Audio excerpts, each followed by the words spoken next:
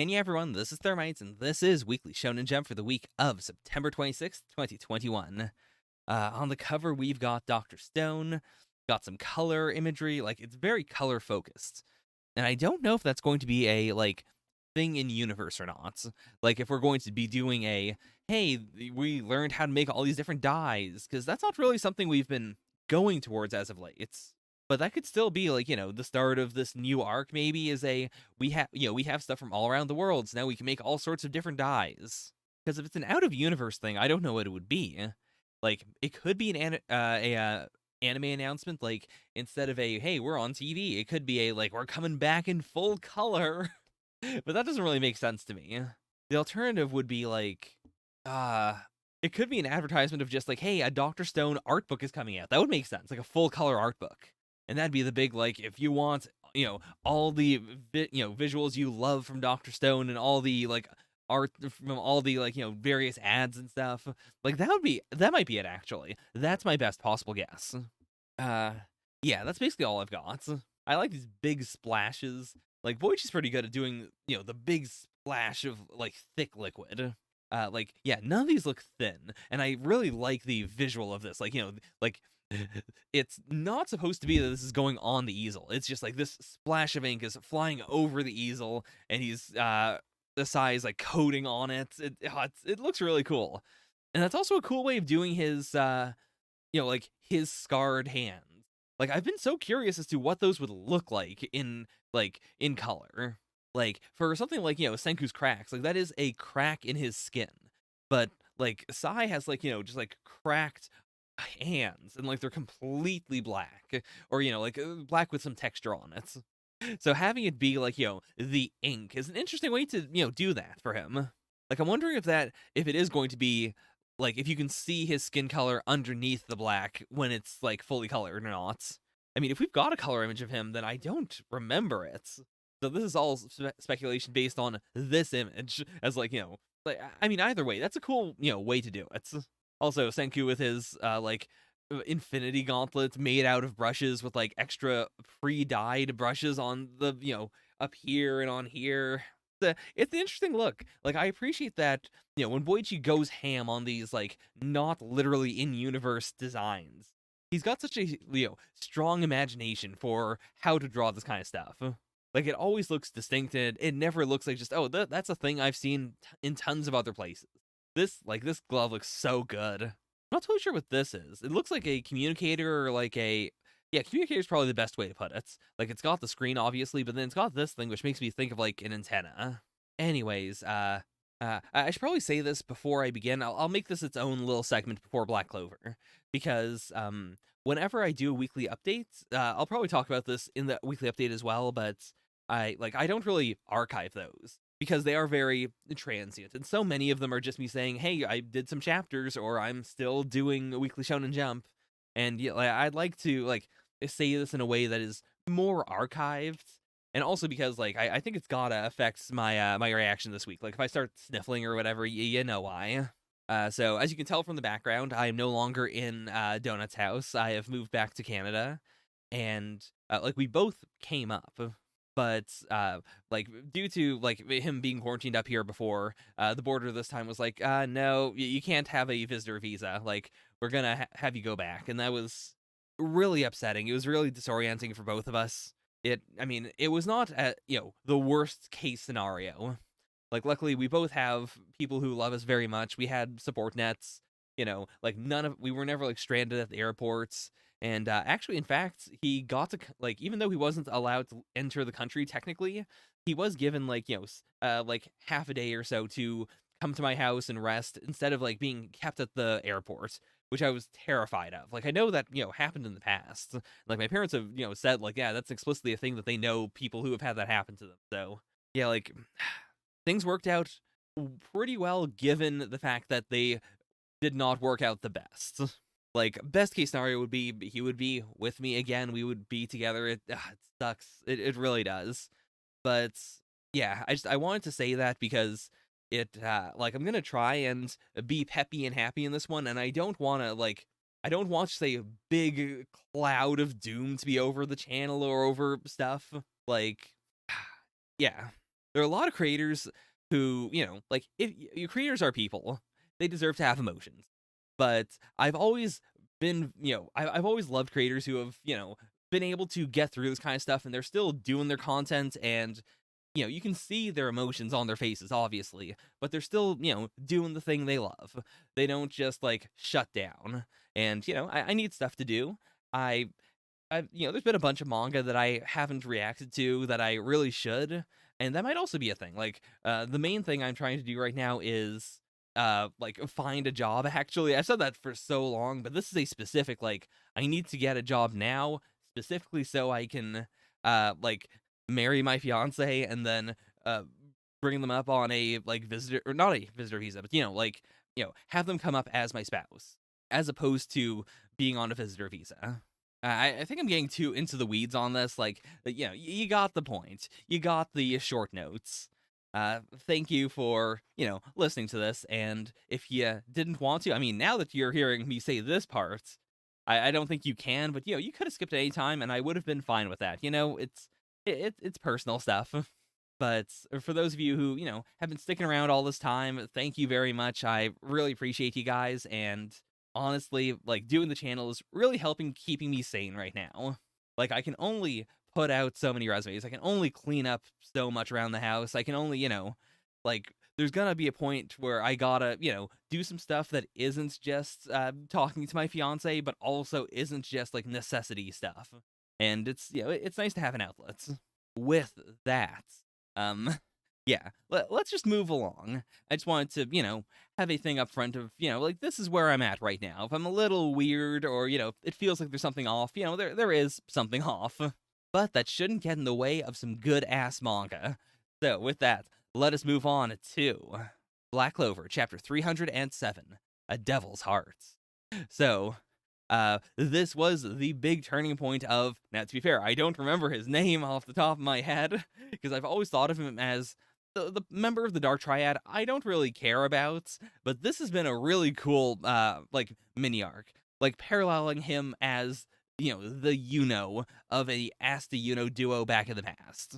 The idea that, he is someone who, he couldn't hack it, he couldn't handle it, he made compromises, he made the bad decisions, he didn't do the big shonen, I'm gonna save everyone. And he's come to this point of, I would rather have a devil's heart. So, if, as our contract stipulates, the Spade Kingdom is able to continue existing, I'll even give you my soul.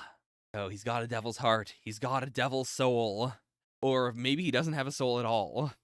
Does this mean anything? Is it possible that he is the strongest member of the Dark Triad given this? Ooh. Oh, that's such a cool look.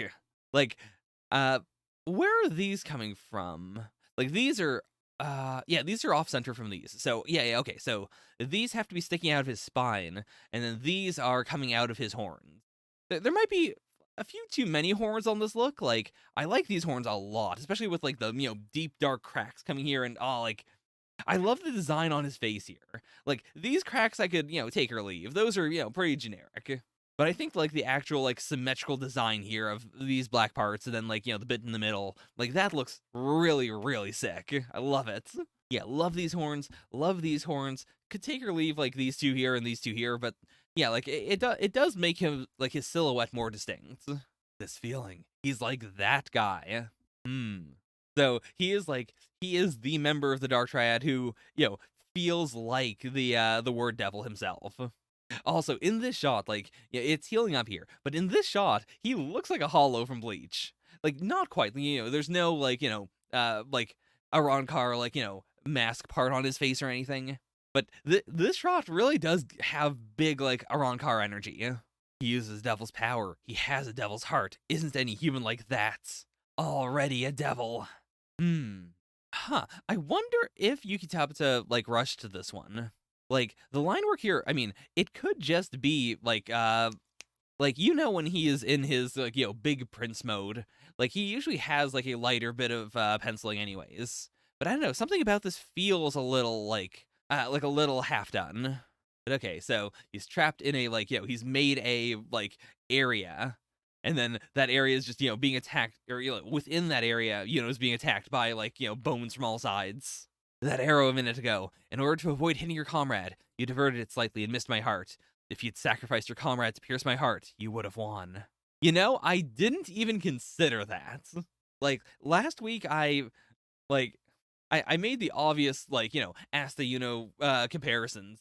But I didn't really consider that, yeah, the last chapter was the flashback where we see him, have the choice of, do I shoot this devil and also, like, shoot through my friend in order to do so? And, at the very end of that chapter, makes the compromise of, no, I will not kill Langris. I am going to shoot you, and I'm going to miss Langris, even if that means that I'm shooting you, like, in a non-fatal area. Like, that is what separates the two of them. Is someone who refuses to obtain a devil's heart. And I think it's also important to say, this was I'm contracting to get a devil's heart. I currently do not have a devil's heart. Like, I am, too haunted by what I had to do, and my thought process from that is not, I shouldn't have done it, but rather, I need a heart that will allow me to do that again and again and again. Okay. Langris barely managed to save him. Also, I feel like if he's gone full devil, like devil in heart, devil in body, then I feel like the only way Yuno's gonna be able to win is if he accesses Saint Stage. I still really like the idea of Noelle teaching him Saint Stage and that being like his power up in the final bit of this arc. But I could see him also just doing it on his own. Or again, this is shonen, to be fair. Like, I could see it being a half and half. Like, accidentally taps into it and he gains like half a halo or something. And it's, like, very raw and barely held together. And then Noelle tells him, like, hey, this is how you properly do that. And then he, like, pulls it together for the final fight. But, I mean, as much as I want Noelle to get that, like, she already had a really banger arc. She had a really big, like, she took out 1/3 of the Dark Triad. Like, without any other, like, Black Bulls by her side. Like, just with the aid of other people who are not, like, Black Bulls. I mean, until Asta, but you know what I mean. So, in order to match that for and like, in order to avoid making feel less than, I think it actually would make a lot of sense if he accessed Saint Stage on his own here. Much as I want Noelle to get another win, I think it makes more sense to, not devalue Like, is right on this edge of, he always is consistently a little bit stronger than Asta. Like, Asta is the main character. He is, like during the tournament, for instance, like, he did outright say, Asta, you've surpassed me, and I'm gonna have to catch up. But, like, it always feels like is just barely a step ahead, which is what you should do. Like, if you're balancing two rivals, especially two friendly rivals like this, then it should be neck and neck with the character who is not the main character, just barely winning. So that way, when the main character does, inevitably win, it is, like, at a hair's distance. It feels like a victory. It doesn't feel like, oh, I've just been stronger than that person this entire time. What is this? Ooh, is someone interfering? Or is it Langris doing a, like, spatial magic thing? Oh, Finral! Okay, cool! Doing a big ol', like, Finral's already proven himself to Langris, but, Langris was still, in that big, like, sociopath haze. He was just trying to kill his brother. But that was the clear, like, no, I am your equal and you will, like, acknowledge that. Whereas this is the big, like, now I'm gonna save your ass. And okay. Love the sweat. Love knowing that, of course, Finral does not want to be in this situation. He is terrified. The poop is coming out of him as he speaks right now. But his body moved on its own. He had to do this. I wonder if we're gonna get, like, a brothers, like, dual spatial magic move. I wonder if Finral can do Monozone. Like, last chapter, I didn't even talk about the fact that, Langris did, like, a Monozone with spatial magic, just because, like, I didn't fully... I was waiting for the shoe to drop on that. I was waiting for a big, like, this is, the special, nature of this. Because I couldn't really conceptualize it. Like, spatial magic is already, like, making a bubble where you're, like, eliminating things or where you're, like, teleporting and whatnot. Like, I wasn't really sure how Monozone would help that, because, even with normal spells, you could still do that to an area, or you could still, yeah, I can't quite conceptualize what that really means. Like, I get the idea here of, even here, like, with the, making a zone and then attacking Langris from all sides with bones. Like, that's the thing you can just do with spatial magic. Like, yeah, that's on Monozone. That's not coming out of him. Yeah, I can't really imagine what Monozone plus spatial magic really means. And so I want a concrete like explanation, like not just a visual example, but a clear like this is what this means beyond like I guess last chapter what Langris was doing was just like creating a bubble within someone else's spatial magic that allowed him to like defy it. Like that's been what he's doing. But I can't really understand why that's different from just using spatial magic, By Fallen Angel's wing beat directly to Langris. Instant teleportation.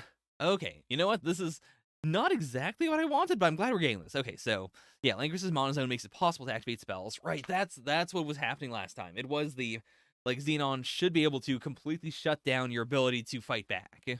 And so Langris's monozone is just permitting other people to use spells. Ah.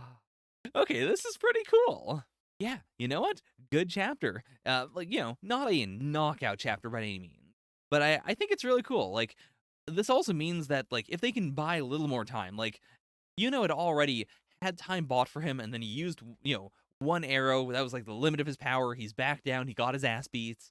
Like, I think it'd be really good to just have the brothers deal with this for a while. Like, make the reader forget about, for, like, a chapter. And then when he comes back in, they can have an actual plan. And yeah, I like this. I like the, potential of the, for this to fully, flesh out Langris and make him someone I don't hate. Black Clover really is great. And I really do appreciate, like, the way in which the series has been handling these characters who, very early on, were just given to us as a big, like, you should hate this person. This person sucks. And, like, some of them are, a little clunkier than others. Like Nozell, I think, is not the greatest writing, but I'm willing to accept it. But yeah, I like that over the course of the series, we are redeeming a lot of these characters. And we are, like, there's a clear path that the Clover Kingdom can take to being a much better place. We're not there yet, but, like, there is this big movement happening. And the Black Bulls are the ones who are really helping to push this change in the world. It feels substantial. Man, Black Clover, good. So let me pull this up. Even though I'm at home right now, when we left to go to the US, it was pretty slapdash, and I've had to do some other stuff as of late, so like I haven't fully reordered everything.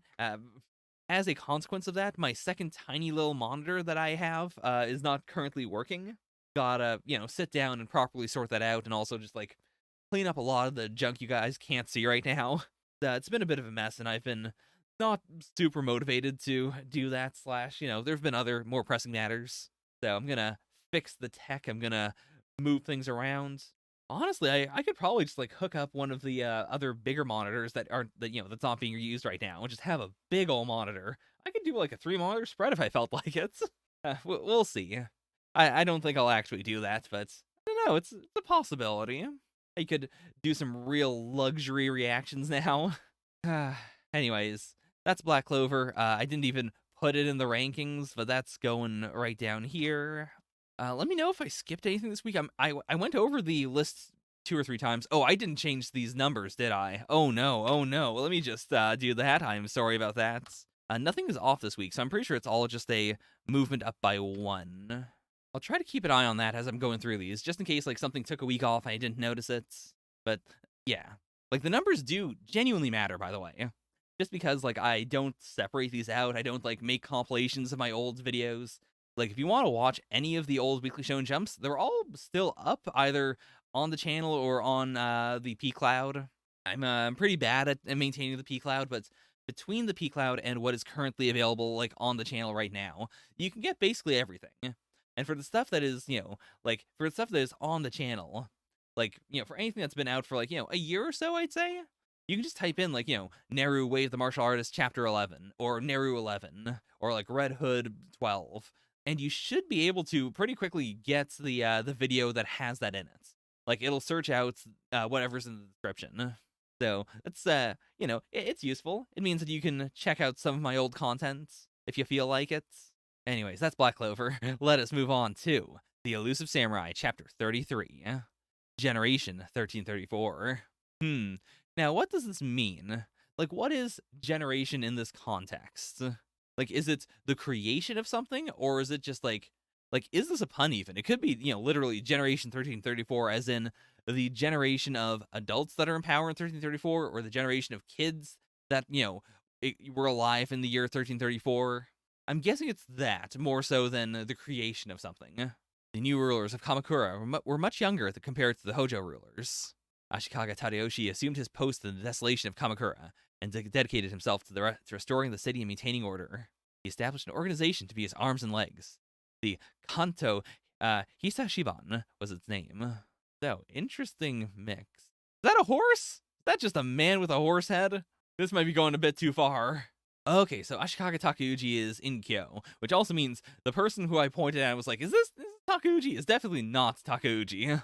Oh, and this is pretty scary also because they are skilled youths. Like, they're not as young as the Elusive Warriors, but, like, they're young people, which honestly makes it a lot scarier because, like, it doesn't, like, it still works in the narrative of, these kids are the ones fighting, but, like, these are teenagers. They are older. They're clearly all older, except for maybe this person here in the middle. So, I am appalled. Some among them owe fealty to the Hojo, yet they praise us without shame. So this is Shibukawa Yoshisue, 20.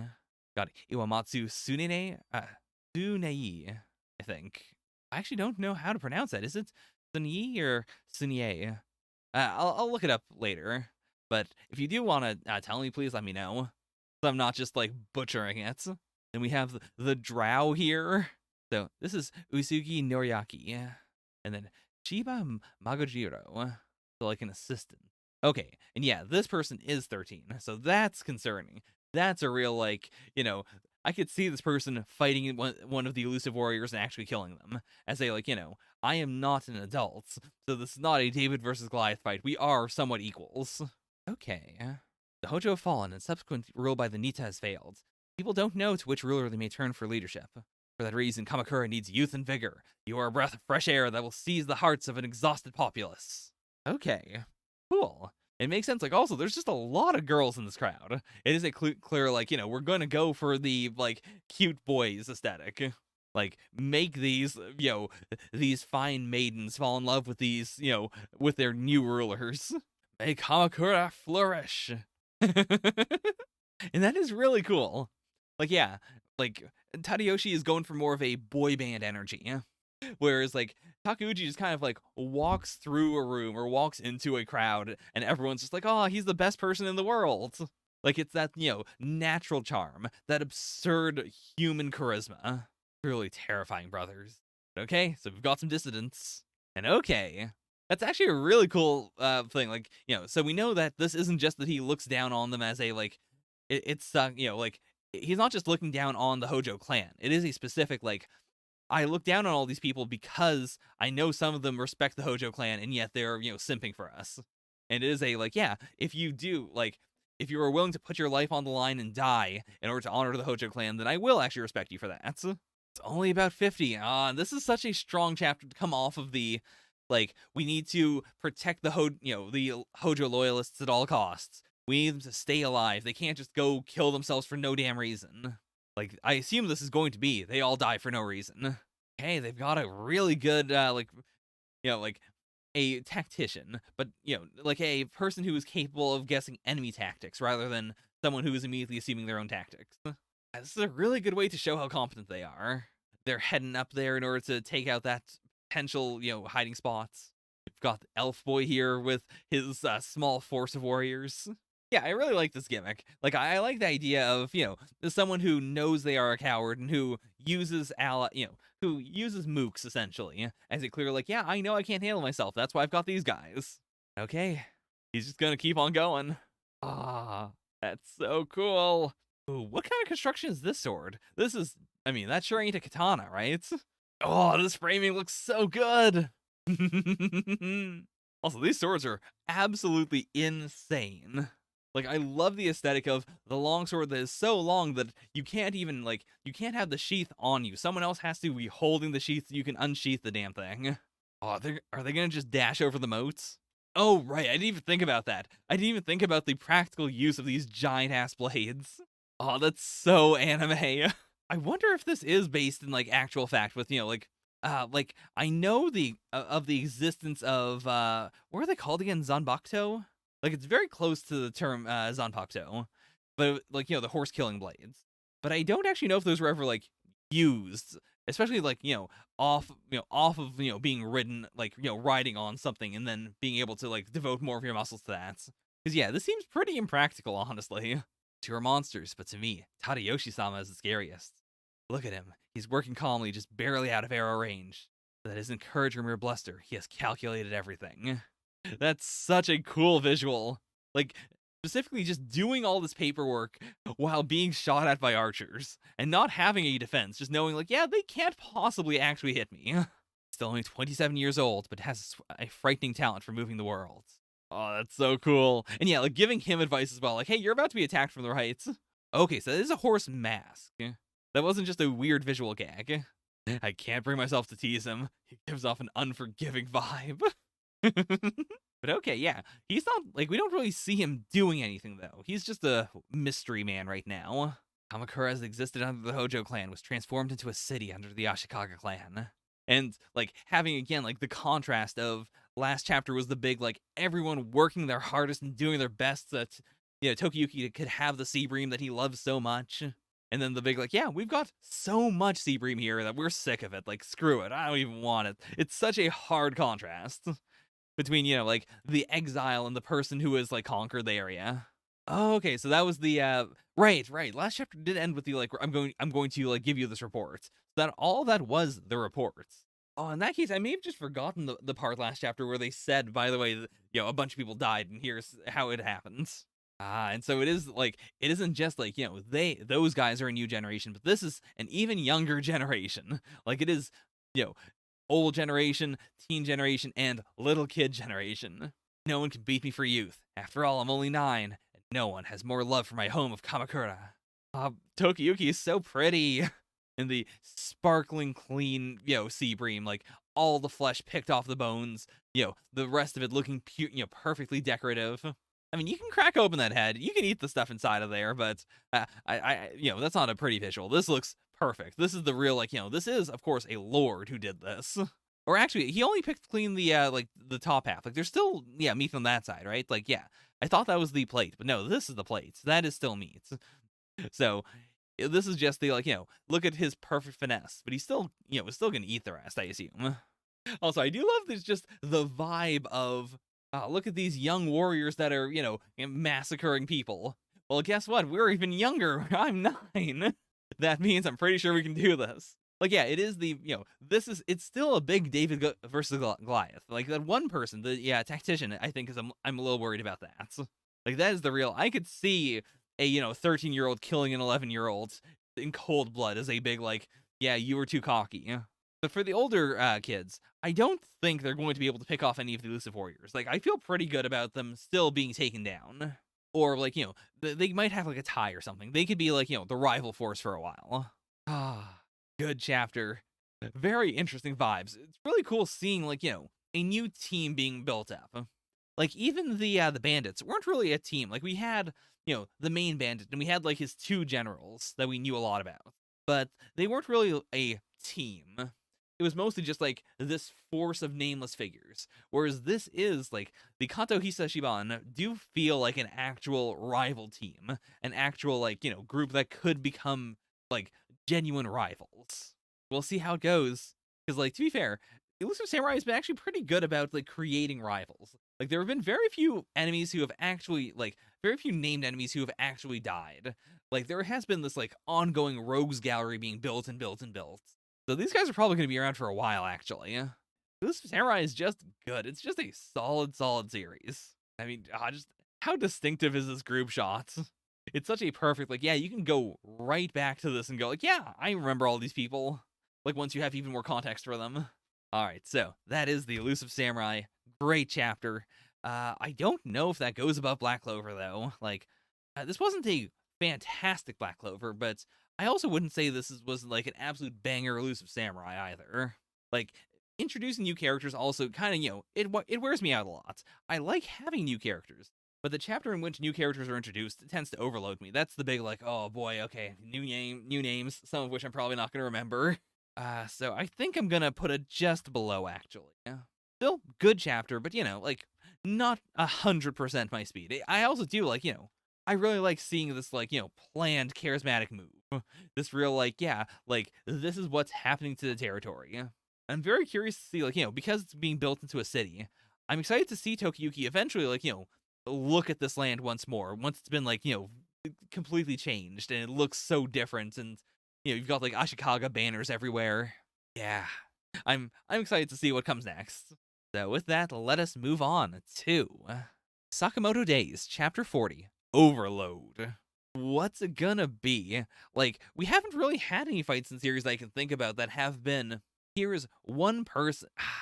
I mean, we've had, like, a Shin and Lu fight versus, Shin and Lu versus someone else. But this is the fight where, like, I feel like he's going to get away. I don't think he's gonna win. Like, I don't think he's gonna kill both of them, but I feel like this is gonna be a stalemate. I don't think this arc is going to be one that is done, that fast. And if this guy died right now, then we'd only have, like, 3 others to go through. So I'm curious to see what the overload refers to. Like, is it, that his tactics are overloading both of them simultaneously? I could also see it actually being Shin, like, like his brain is overloaded. Like, his intent of killing is so strong that Shin sees visual images. Like, we set that up actually, like the idea of Shin being overloaded with Wu-Tang. Like, Shin literally could not handle all the information that Wu-Tang was processing. So I could see, like, an evil version of that. Like, there's so much malice in this person's mind. They're thinking about killing us, but they're thinking about it in such a weird, disorganized, insane fashion that I can't keep up and I can't read his mind. I think that'd be cool. I can't think of what else the overload would be. Every crappy movie or manga, if there's a dramatic or moving death scene, you go away feeling like it was interesting, right? It's the same for people. It's sad when people live boring lives. That's why I give them with a sublime ending. Got those evil thoughts, but it's not overloading necessarily. It's just like a literal dark aura. So is he gonna do a big, like, swingy move, or is he, like, anchoring it to the ceiling for some reason? Oh boy, okay, slicing right through the ceiling. God damn. Well, that's powerful. That's also an interesting gimmick. Like, especially with it being an axe. Like, with the axe head adding, so much weight to it. It reminds me, like, the only thing that comes to mind immediately is, Hollow Ichigo from Bleach, with the, like, using the bandages at the end of Zangetsu to, like, spin it around. But this is, like, a bit more realistic. I mean, people do vastly underestimate how powerful a flail can be, or how powerful a sling can be. Like, the sling was, used to be extremely powerful as a weapon just because of, the sheer force you can generate from, like, not even like a slingshot, but just, like a handheld sling where you whip it around your head and you throw, like, a big rock. Like, the amount of force you can create just by doing this is extreme. All I can hear is thoughts screaming, kill. And yeah, they are in a hardware store, so they have plenty of, like, metal things that they could use, or things they could try to, block with. Not that much. That's so cool. That's so cool. I mean, I'll give it to him. This is a memorable ass fight. I wonder if, like, yeah, this isn't the thing he was convicted of, though. Like, he was convicted of, like, peeling all the skin off of everyone, right? So I wonder if that's a thing he also does, or if that was a specific, like, oh, just for this one, this one moment in time, I was very into that, and now I'm into this. Like, I'm wondering if this is a normal killing technique of his, or, like, if he learns a different one for every, like, series of events. Hate someone as dull as dishwater. My mind just fills up with thoughts of killing. Ooh, is that a nail gun? Yeah. On the classic improvised flamethrower. And yeah, for someone this tough, like, I do appreciate that Sakamoto Days, can make the fights more and more interesting by making the, just the enemies tougher and tougher. As they clear, like, yeah, this would be lethal to anyone else, but it's not lethal to these guys. So, like, they don't have to worry about violating Sakamoto's no-kill rule. They can do a lot of damage to people, and it's like, yeah, they're not gonna die. Or at the very least, they're going to be hurt to the point where I'll take them to the hospital or something. Oh, what's this machine? Oh, was that the, yeah, I think that was the, like, nail gun thing. So, no nail gun, and also big blast. God damn. Something I also really appreciate about Sakamoto Days' fights is that, while the mangaka is very good at, using the medium of manga, a lot of these fights are also ones where I can clearly visualize them in live action. Like, Sakamoto Days would need a big budget, to be fair, and I wouldn't trust most Japanese studios to be able to pull it off without looking super, super hokey and, super, bizarre. Like, not in the way that it should be, but just in a, like, this is not how anyone would have adapted this. Why did you think this would make sense? But I could so clearly see a Sakamoto Days TV show, or like a Sakamoto Days movie series. Like, these set pieces are so good. Just covered himself with ethanol. What does Shin do here? Like, Liu did, take that hit for him. What can he do? Like, is it going to be a my clairvoyance evolves situation? Or is it going to be I'm just going to, have to not use my mind reading in order to win? Okay. Definitely has potential, but Shin hasn't encountered many truly lethal situations. I think his best is yet to come. And yeah, I mean, he hasn't encountered many lethal situations, but that's because he kind of just decided one day, hey, maybe I'll be an assassin. Like, that is the most, like, how did this happen? How did you become, like, how were you getting jobs? How did this possibly work out? No wonder you haven't been in lethal situations. I mean, also, he's a sniper. Like, if he's doing a kill, he should not be anywhere near the danger anyways, especially with his, like, ricochets. Okay, so Shin gonna unlock some of that potential? Is he gonna figure out something really strong here?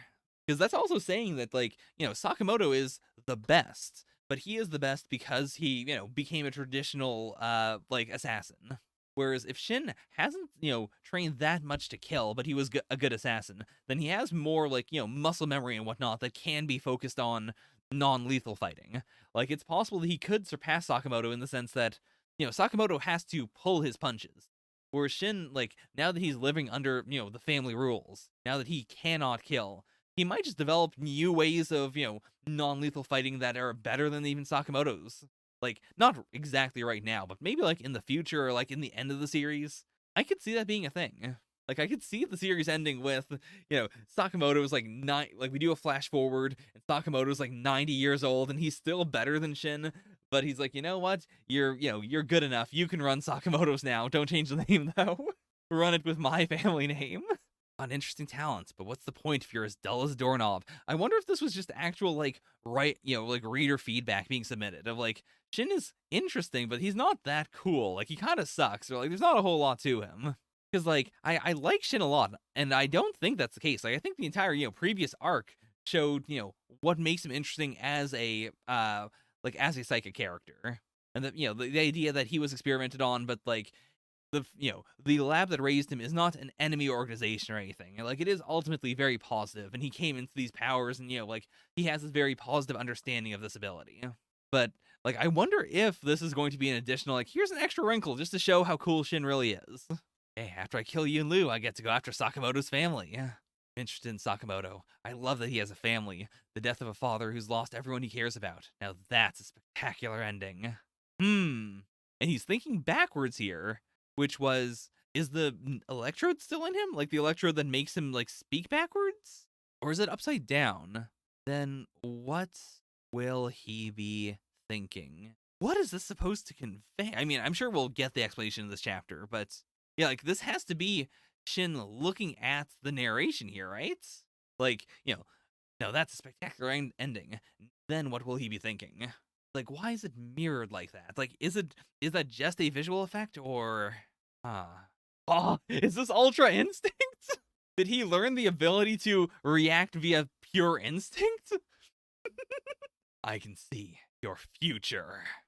Is this Ultra Instinct Shin? Holy moly.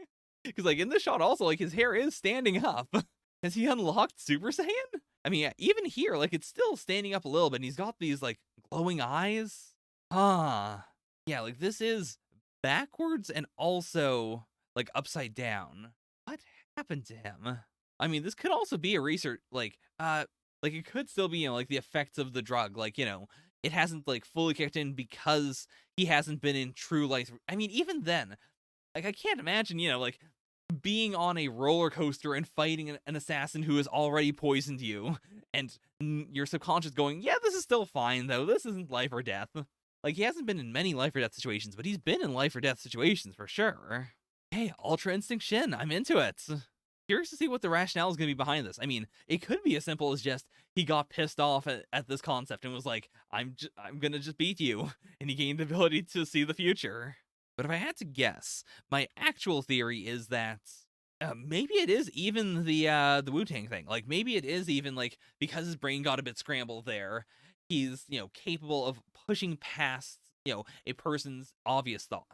Like, usually he would just be overwhelmed or he would yeah, like even the word overload didn't quite come up. Like that could have been no, even like, the nail gun compressor. Like even that wasn't overloaded, that just exploded.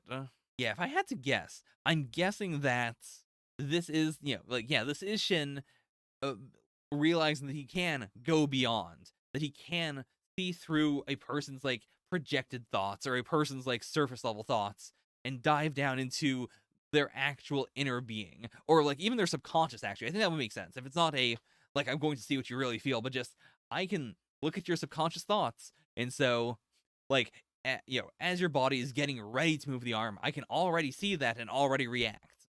And I mean, they could also wall it behind extreme emotion. It could be a like Shin can't just do that casually. He has to be really pissed off, or he has to be in a life or death situation in order to unlock this. Oh, this is so shonen. This is so classic. Like just that feeling of being in a pinch and then being the coolest person in the world. Like that specific aesthetic is so cool. Yeah, because this isn't even the Bleach like I've set up this ability before and now I'm just using it. This is this is that exact like I just unlocked this ability and now I'm not just using it in a rush. Like that I think is a more common modern example of that. The like I can't even believe I'm doing this, or not even realizing what you're doing, then having to have it explained to you later. Whereas like, and yeah, to be fair, I don't know if he knows what he's doing here, but like just vibing with it in the moment and being the coolest person in the world is something I love so much. It'll never get old. It's such a cool aesthetic. Ah, okay. That's Sakamoto Days. It goes right to the top, no question. Such a cool chapter. Oh no, I gotta get used to having such a sensitive mouse again. Before I was actually like, I had brought down my laptop, and so I was like using the trackpad, and so I had to like swipe multiple times just to move the mouse. I'm so not used to being able to have the mouse go anywhere I wanted to, just at the speed of thought. Sakamoto Days goes right to the so no top. I mean, it's both. I have a really strong mouse that is, like very, very sensitive, and I intentionally set the, PPI very high. And then I have a mechanical keyboard, which of course is designed to, like I don't have to push all the way down on any key in order to trigger it. So I can, trigger it, trigger all the keys very easily, very quickly. It allows my typing to get very, very fast. But I've spent 2 months just using the worst keyboard in the world, which is, like a crappy little chiclets keyboard on a laptop. And so now, like, my fingers have gotten too strong. I'm putting too much force into everything. Okay, that's Sakamoto Days. Let's move on to the new series, PPPPPP, Chapter 2, Life Expectancy. So, last chapter, I wasn't super into it, but, like, I'm interested enough to keep on going. Like, this is not me being forced to do this or anything. Like, I'm still curious, but Chapter 1 didn't fully sell me on this here. So, we've got the other 6 siblings all showing off their personalities. Like, these color pages, like, the Chapter 1 and Chapter 2 pages, like, they give me this big sense of, like, these are going to be a lot better, like, 2 volumes in. Like, once I, as a reader, have a better sense of the siblings, then I can go back and go, like, yeah, and they were consistent from the very start, and oh, that's really cool, or hey, this foreshadowed this, or, when they were a kid, they were like this, and now that they're an adult, they're like this. It's definitely something that is going to age better. Whereas, like, right now, it's just sort of overwhelming, which is good in its own right. Like, that's still a strong aesthetic. And I love seeing our main character so, like, dazed here, like in clothing that doesn't quite fit him. Like it is this big like my siblings were all kids when I play this song, but I've gotten big and I'm wearing these clothes that don't quite fit. Like I'm in a position that I shouldn't be in, that I don't feel old enough to be in yet. It's a good energy. It's a very distinctive color page. Life expectancy, I think, is going to refer to the life expectancy of a like young piano player. I think it's going to be a like to be fair, I don't know anything about piano, so I'm not saying this as a I know this. I'm saying it as a like as a genre thing. I think they're gonna go for like because our main character has not been training very hard. Lucky is his name. Because Lucky hasn't been playing piano all this time, then in addition to not being a genius, he also has a much shorter life expectancy because in the time it'll take for him to be as good as his siblings, Like, they've already been the best in the world. Like, how in the world could he possibly catch up to them? It's impossible. That whole thing. I also apologize if this audio has been bad. I should really center this mic a little more. Again, it's been a while since I've recorded like this, and not just, in a room where where I was like holding the mic. I forgot how I situated all this stuff. Okay, so we were skipping past all that crap, and now classes officially start today. And this is a high school where students primarily study music. Shibuya Music High School offers a variety of music classes. Today's Tuesday, and my first class is ear training. So I'm guessing he has really shit pitch, right? Ear training classes are split into 2 levels. Cool. She's got perfect pitch. That's also really cool, like, that there is a ear training music consultant for the series. Like, in the same way that I really enjoy Dr. Stone, in part because they have, a constant science consultant that they are constantly, like, running all this stuff by to make sure it's all gonna fly. Like, if you as a mangaka, don't know that stuff perfectly, but you still have a passion for it, and you can get someone on who can tell you, like, hey, this is possible, or this isn't possible, it helps a lot. Like, part of why the last arc of Food Wars sucked so much was because their, like, food consultant was, off because she was pregnant, can't be helped. But it wasn't clear, like, okay, and now the food is going insane. Now it doesn't make as much sense. Like, clearly they still put thought into it. It wasn't like, and now I make magic beans. But it still gave me this feeling of, like, I don't buy that this is good, or I don't buy that this is a way that you could cook this thing.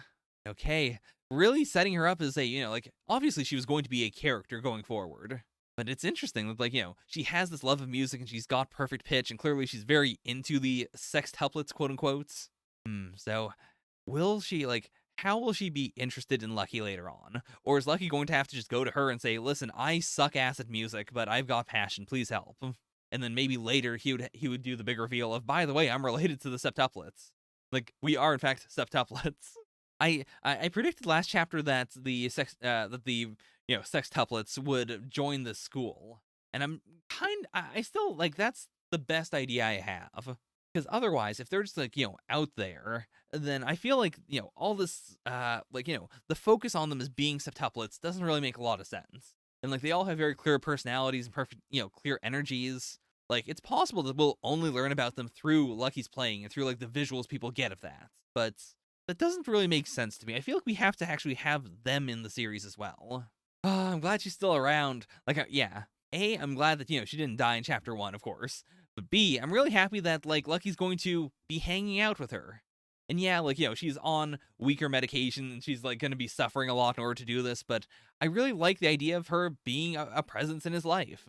Especially if, like, if that helps him, like, grow as a musician. And if we do have a scene where, like, Lucky's siblings hear him play and they're like, oh shit, like, we've been trained by our dad who is super cruel and super a big asshole, and our playing is way better than Lucky's, but Lucky's has, like, Lucky's reminds us of when we were kids, and Lucky is really strong in his own way, and oh my gosh, I can't believe we haven't visited our mom in, like, decades.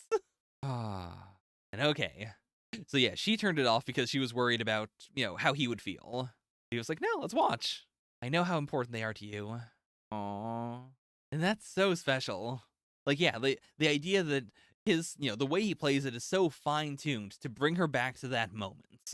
Like, the fact that it's so fine-tuned to bring her back to that moment, and then because of how the series works, you can just be a completely different person who has no idea about any of that, and hear that music, and then see the sextuplets again, and, like, have the hot cocoa in front of you, and, like, be in her position. Like, that's such a cool concept. I'm still very into that. Like, when she says, I love seeing all 7 of you having fun playing the piano, it isn't, it is genuinely not I just like remembering it. It is specifically, yeah, I like hearing you play it because it does make me experience that again. Yeah, I think it's gotta be, like, I think I love the piano because I loved playing with everyone else. Wouldn't it be better to tell Lucky that his mom only has 1 year left to live? And so, like, yeah, I'm a little sad she won't be around forever, but I do think that actually works really well as a, like, she is, like, it's not just that, she only has a year to live, but also she will be around for a year. Like, they could do a time skip and eat into that time, or they couldn't. Like, a lot of the series could take place within that 1 year. She could still be around. I have to imagine there is no way as a mangaka that you set this up and don't have her literally listen to all 7 of them playing together at least once in the whole series. Like, the other 6, like, defying their father in order to come in and play once more. And that's wild. Like, yeah, it's been almost a year since all that. She still hasn't gotten any better. The reason I stopped also is because I wanted to just say, like, I do find it so fucked up that, like, Japanese hospitals, as far as I know, still do this. Like, they will still know that, like, your family member is going to die, and they will intentionally not tell you. Like, there's a difference between a family member saying specifically, please don't tell my son, and then, like, that being, patient doctor confidentiality. Like, that makes total sense to me. I think that is, a thing that needs to be protected. But I find it so wild that, like, the person can say, it's okay to release that information, and then the doctors will still say, no, we won't. We refuse to do that. Like, it's very Japanese. It's very, like, we believe that it is better to go out with dignity, and even if you don't want that dignity, we will give you that dignity by not informing your children of what's going on. Okay, to be fair, this is she told us not to tell you. Fair enough. I'm willing to buy that. I kind of just went off on that because I've seen that so often. I know that's a real thing. Aww. And again, like, I'm not super into the art style by any means, but I do really like the emotion put into this image. Like, this is, not Lucky just taking it easy and accepting that he's really shit and, like, having normal stress. This is a clear, like, no, my mom is dying and I need to become a good pianist. Like, this is not just a thing she wanted for me. These are her final wishes. Nothing's wrong. Everything's fine as he punches himself in the face. Sorry to ask for this right away, but can you please play the 3 pieces of music for your entrance exam? Oh, so yeah, he just wants to, like, hear it again. He wants to know that it wasn't a fluke. That, like, he really will see those sextuplets once more. And that's a cool way of doing it. Like, it is a clear, like, he's, like, the background shows that he's so nervous and full of fear here. And, the playing is normal. Then here it's, he's calmed down. It's just sort of neutral. Like, nothing's really happening. It's just, basic playing. And then this one is the big, okay, now I can see it once more. The Bach and Chopin were unbearable. I want to become a pianist and fast within a year. I mean, this is truly an insane thing to say, but I mean, that's also the spirit of shonen, is it not? Like, having this bold thing you want to do that is definitely not possible, but because you want the impossible, you're going to try and do it, and, whether you fail or succeed, and hopefully you succeed, like, you gotta make those dreams a reality. It is, like, that is the spirit of the genre. I want to become a pianist and catch up to everyone. I want my mom to see all 7 of us playing the piano together again. Not like when I play Twinkle Twinkle Little Star, but in real life. So, okay, that is the premise. It isn't just, like, I want to be a good musician. It is specifically, like, she is going to see all 7 of us. And I'm still pretty confident then that if that is what happens, that it is going to be, he tries to, like, get on, like, on TV in order to, like, play with them, and that doesn't work out. But instead, they come to her room, and all 7 of them play on the piano together. Like, because all they would need is the keyboard. Like, because it is all, like, them on the same keyboard, playing around and, like, improving and, like, playing variations. Like, yeah, and that would be such a perfect way to humble them. Of, like, yeah, we played on the best pianos in the world, and we are so famous for, our playing, and yet we can just do it on a digital keyboard, and it's fine, because it's all about the spirit of it, not the instruments. Frame it as a movie. You and your siblings are kids, having fun playing Twinkle Twinkle Little Star. The person who's watching all of this is missing from the frame. It's that kind of movie. And that missing person is also the one who's listening.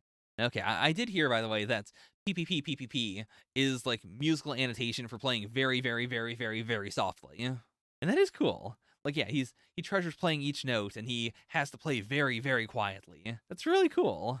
Rule they take on 1 student from each grade. This year I'm deciding between the best, which is Furusu, or the worst, which is you, Sonoda. Now, the question is, she's been there the whole time, but could she hear it clearly? Like, because he plays very, very, very quietly, was she also able to see the, like, his siblings? Or did she literally not hear anything? Yeah. Like, yeah, if she didn't immediately say, what the fuck, how did I see the siblings? That doesn't make any sense. I love them. Like, it had to be them, even as kids. Like, if she's not acting like that, then it has to literally be, like, he plays so softly that she was unable to hear it. Oh, I do love this aesthetic. Like, the idea that he's like, yeah, Like, I'm the only person who Otagami ever recognized, but it is a clear, like, yeah, that's why I have to choose between the best and the worst. Like, no one else could make this guy great. But all right, completely new piece, and he can't just, like, he can't rely on giving you the feeling of he and his siblings, because obviously they probably had never played this piece. So he's got to do the hard transition, which I'm very into. Like, something I really enjoyed about a series that I can't really promote anymore, Actage. Something I really enjoyed about that series though was the idea of, like, I have this one powerful talent, but it isn't really the thing I want to do. Like, the main character was, wants to be an actress, but all she could do was, feel a scene as if it was really happening, and then just, do what she would do in that situation in real life, which is actively not what acting is. Like, it creates very interesting performances, but the rest of the series is her going like, okay, now how do I take this extremely specific thing that causes all sorts of, shenanigans, and that, it's very difficult for, like, film creators to actually work with, and how do I turn that into more traditional acting while still keeping what makes me special? And that seems to be what Lucky's deal is going to be. Like, Lucky has one song that he can play kind of okay, or that he can play amazingly, but even then, like, the other two judges didn't immediately accept it as being perfect. Like, they didn't see anything. It was just a, like, that was not that bad. It was just kind of weird. Like, he's got to find a way to then take that energy and put it into other songs, and also, like, learn actual musical theory. That's the big one. Like, he's gonna have to, like, work hard and actually, like, make up for all this lost time. Really good chapter 2. Like, I'm glad that now Lucky has a deadline. Now we're seeing why he's going to be more serious. We know more about Dada Sensei, and we have this clear, like, yeah, now we know what her role kind of is going to be. Like, right now, at the very least, she is a rival. She might be his best friend, and that, like, I think it's got to be that he has to, in the process of, learning how to play this, he has to win her over. Or, like, maybe he's just got to play Twinkle Twinkle Little Star for her. I think that's going to be it. I think in chapter 3 or 4, we're going to have the reveal of, yeah, she couldn't even hear the performance. So then he plays for her, and then she sees the siblings and realizes, like, oh, even if you can't say it out loud, even if you're not allowed to directly say it, you are the 7th sibling. Or if not that, at the very least, like, what's going on? How did you do that? That's something even I can't do. Or, I mean, like, never, to be fair, she can see stuff when, she listens to music. Like, that's just a thing people can do. So I think it's got to be just, the uniqueness of Twinkle Twinkle Little Star, and, like, the visual she sees, and the fact that she is, in the position of his mom. Yeah, like, I really appreciate that in this chapter, like, we see a little more of an edge to her. Like, it's been a year since the last time we saw her, and it is a clear, like, yeah, like, she's gotten, like, she clearly thinks that, she is the best, and she genuinely is the best. And so, like, she is genuinely, like, a little indignant, like, not super stuck up or anything, but just confused as to why this is even a thing. And also, like, she loves the siblings, so I imagine she really wants to be taught by Dada Sensei, one-on-one. Because, yeah, he's the only person who Gakuin Otagami ever recognized. It's really cool. Yeah, so PPPPPP, still iffy, still not super duper into it, but, like, I'm still kind of into it. It's still a strong, like, it's still selling me well enough. Again, next week, I mean, that's gonna be the real make or break, and I don't know what I'm gonna do. Because, like, I can't imagine people like these reactions enough to put them in the live stream. But I don't know if, like, I don't like the series so far enough, like, as much as, like, Actage, which is a series that people were just like, not very into it, but, you do you. Or We Never Learn, which is a series that I reacted to almost, just because I really liked it. No one else enjoyed it the way I liked it. I did, to be fair, I did hear a bunch of people tell me specifically, I really enjoy watching you read We Never Learn, but I would never read it on my own. And, like, if PPPPP doesn't have that spirit to it, then I might just, like, read it off channel. So, yeah, in terms of how much I enjoyed it, I gotta put it below Elusive Samurai. Like, it's got heart, but it didn't make me go, this is some good manga. Whereas, like, Black Clover and Elusive Samurai, even if they drift down to the bottom a lot, like, they still give me that feeling a lot of the time of just, this is good, consistent manga. With that, let us move on to The Hunter's Guild Red Hood, Chapter 12. Ooh, so this is number 12, Bonkers. Also, I've never actually thought about it. Is this supposed to be read? Is this supposed to be read as chapter or, like, book? Because, yeah, like, Food Wars did that, for instance, where it is just like Food Wars had it as a like pictogram of a plate, and it was supposed to be read as plate 12 or plate 100 or whatever. Yeah, I guess this is probably supposed to be read as like, chapter number 12 or book number 12. Okay, I mean, I like Bonker's design, but I haven't really been sold on him as a character, so please sell me. Because so far, like, Red Hood's been very, very good with selling me on characters that they want to sell me on. And even last chapter, that was the big, like, I shouldn't be as into this guy, like the villain of that chapter as I was, but damn, he was really good, and I want to keep on seeing him in the series at Moscow. He was so good. Over here. Okay, so they're going for it. We're just getting the big ol' like, we're gonna fight. Gonna steal the cuffs. Really like this design. Curious to see what this person's like full design is gonna look like. It's like the shield is, or if that's either a shield or it could just be like their headdress. Like that could be their eyes. Yeah, really cool look. Oh, and I really love this aesthetic of, yeah, like, it's not that she's too weak. It's not that they're really posing a threat. It's specifically that, like, she will kill them if she tries to fight here. So she has to run away. Like, she has to be the prey and not the predator. Whereas in any other situation where they're not, like, going after the cuffs, she would be able to, use a little more power because they're running away or they're trying to hide. But what do you think you're doing? We're hunting. Why join the Hunters Guild if you don't want to hunt? In the same way the last chapter was, why join the Hunters Guild if you don't want to be a part of a guild? Ambush me with more people and cuffs I'm carrying and stubbornly disrupt all my attempts to get more. Yeah, I mean, very, very smart. I love it. I'm glad that she loves it. Like, I'm really, really happy that this is, they changed the test every single time. So this isn't a like, well, this is the optimum way to do it, or I've seen this done before. It is a clear, like, yeah, she wasn't planning on this. And secondly, that, she cares about their well-being. That, she's not losing track of what this is. She is like, yeah, this is a test. I will not kill them. This is what I have to do, and it is aggravating, but I'm really happy that they were able to pull this off. Like, yeah, even here, like, she is smiling. Through all of this, she is, like, smiling or smirking. Whereas, I guess we're gonna see what, what is her name? Grim. Like, how Grim is reacting. I imagine Grim is just like, this sucks ass. I wish I hadn't, I wish I hadn't said I was gonna do this if this is what was gonna happen. Yeah, makes sense. It's really good PR. It's really easy to bolster your ranks if you are saving people. Because then it's a clear, like, oh, your strategy is working. If you save me with a working strategy, then I'd be much more likely to join you than to stay on my own and just hope that my shitty strategy is gonna work out. Getting clean away is the correct answer, of course. Using hunting to save others is an even better answer. Oh, okay. Moss goes down, even. Fighting Grim head-on is just too dangerous. How is Grim fighting now? Because, like, we've seen her gunplay already. But, like, in this kind of situation where she can't, like, where she can't be lethal, like, what is she doing? Like, she doesn't seem to have a rifle out, so she's not using, like, non-lethal rounds or something like that. In fact, it seems like she's just, going hand-to-hand. But even then, like, she doesn't have Debonair's ability to, like, melt stuff or, like, put up an aura of heat to, stop someone from trying to get past. Like, how is she fighting? Grim has no empathy. Unlike Debonair, whose goal is to test us, Grim will only focus on arresting us. So, yeah. I love that. I love that is, a part of it. That, yeah, she can't kill them or anything, but she has no empathy. She will shatter their bones. Whereas Debonair is way more likely to just be like, yeah, I'm not going to hurt them. This is a valid way of fighting, and I don't want to, like, needlessly harm them. And that perfect, like, they haven't known each other for that long, and yet Valu's like, yeah, I figure she's willing to break 4 or 5 bones of ours. And then she's like, yeah, even if I have to break 4 or 5 of your bones. Nailed it. Like, exactly within her parameters. Oh, okay, Bonkers, show me what you can do. I'm so excited. I want to see what Bonkers is like here.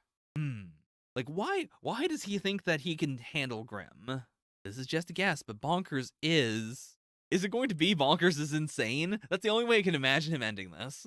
You don't want to pass, do you? Big Joe Bonkers. Birth name, Kalinkin Bonkers. Born to the well-known, wealthy Jinmots family. Damn, he is 23! He's younger than I am! So, if I had to guess, maybe it's because, like, some of his family died, or, like, his family is very unempathetic, and so he's trying to, like, torture himself? That's all I can think of. Because, like, as long as you can get onto the ship, it seems like, you can keep on doing the exam over and over again. And it actually makes sense that he's this strong if he keeps on doing the exam and he's intentionally not allowing himself to pass. Hey, each time you fail at the last minute, it's no wonder the guild's suspicious of you.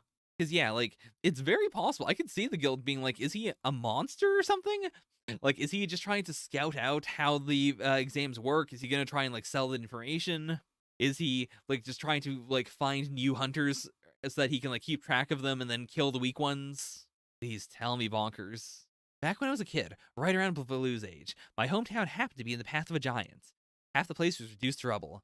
Thanks to the efforts of some hunters, the giant was driven back, and overall, the town was saved.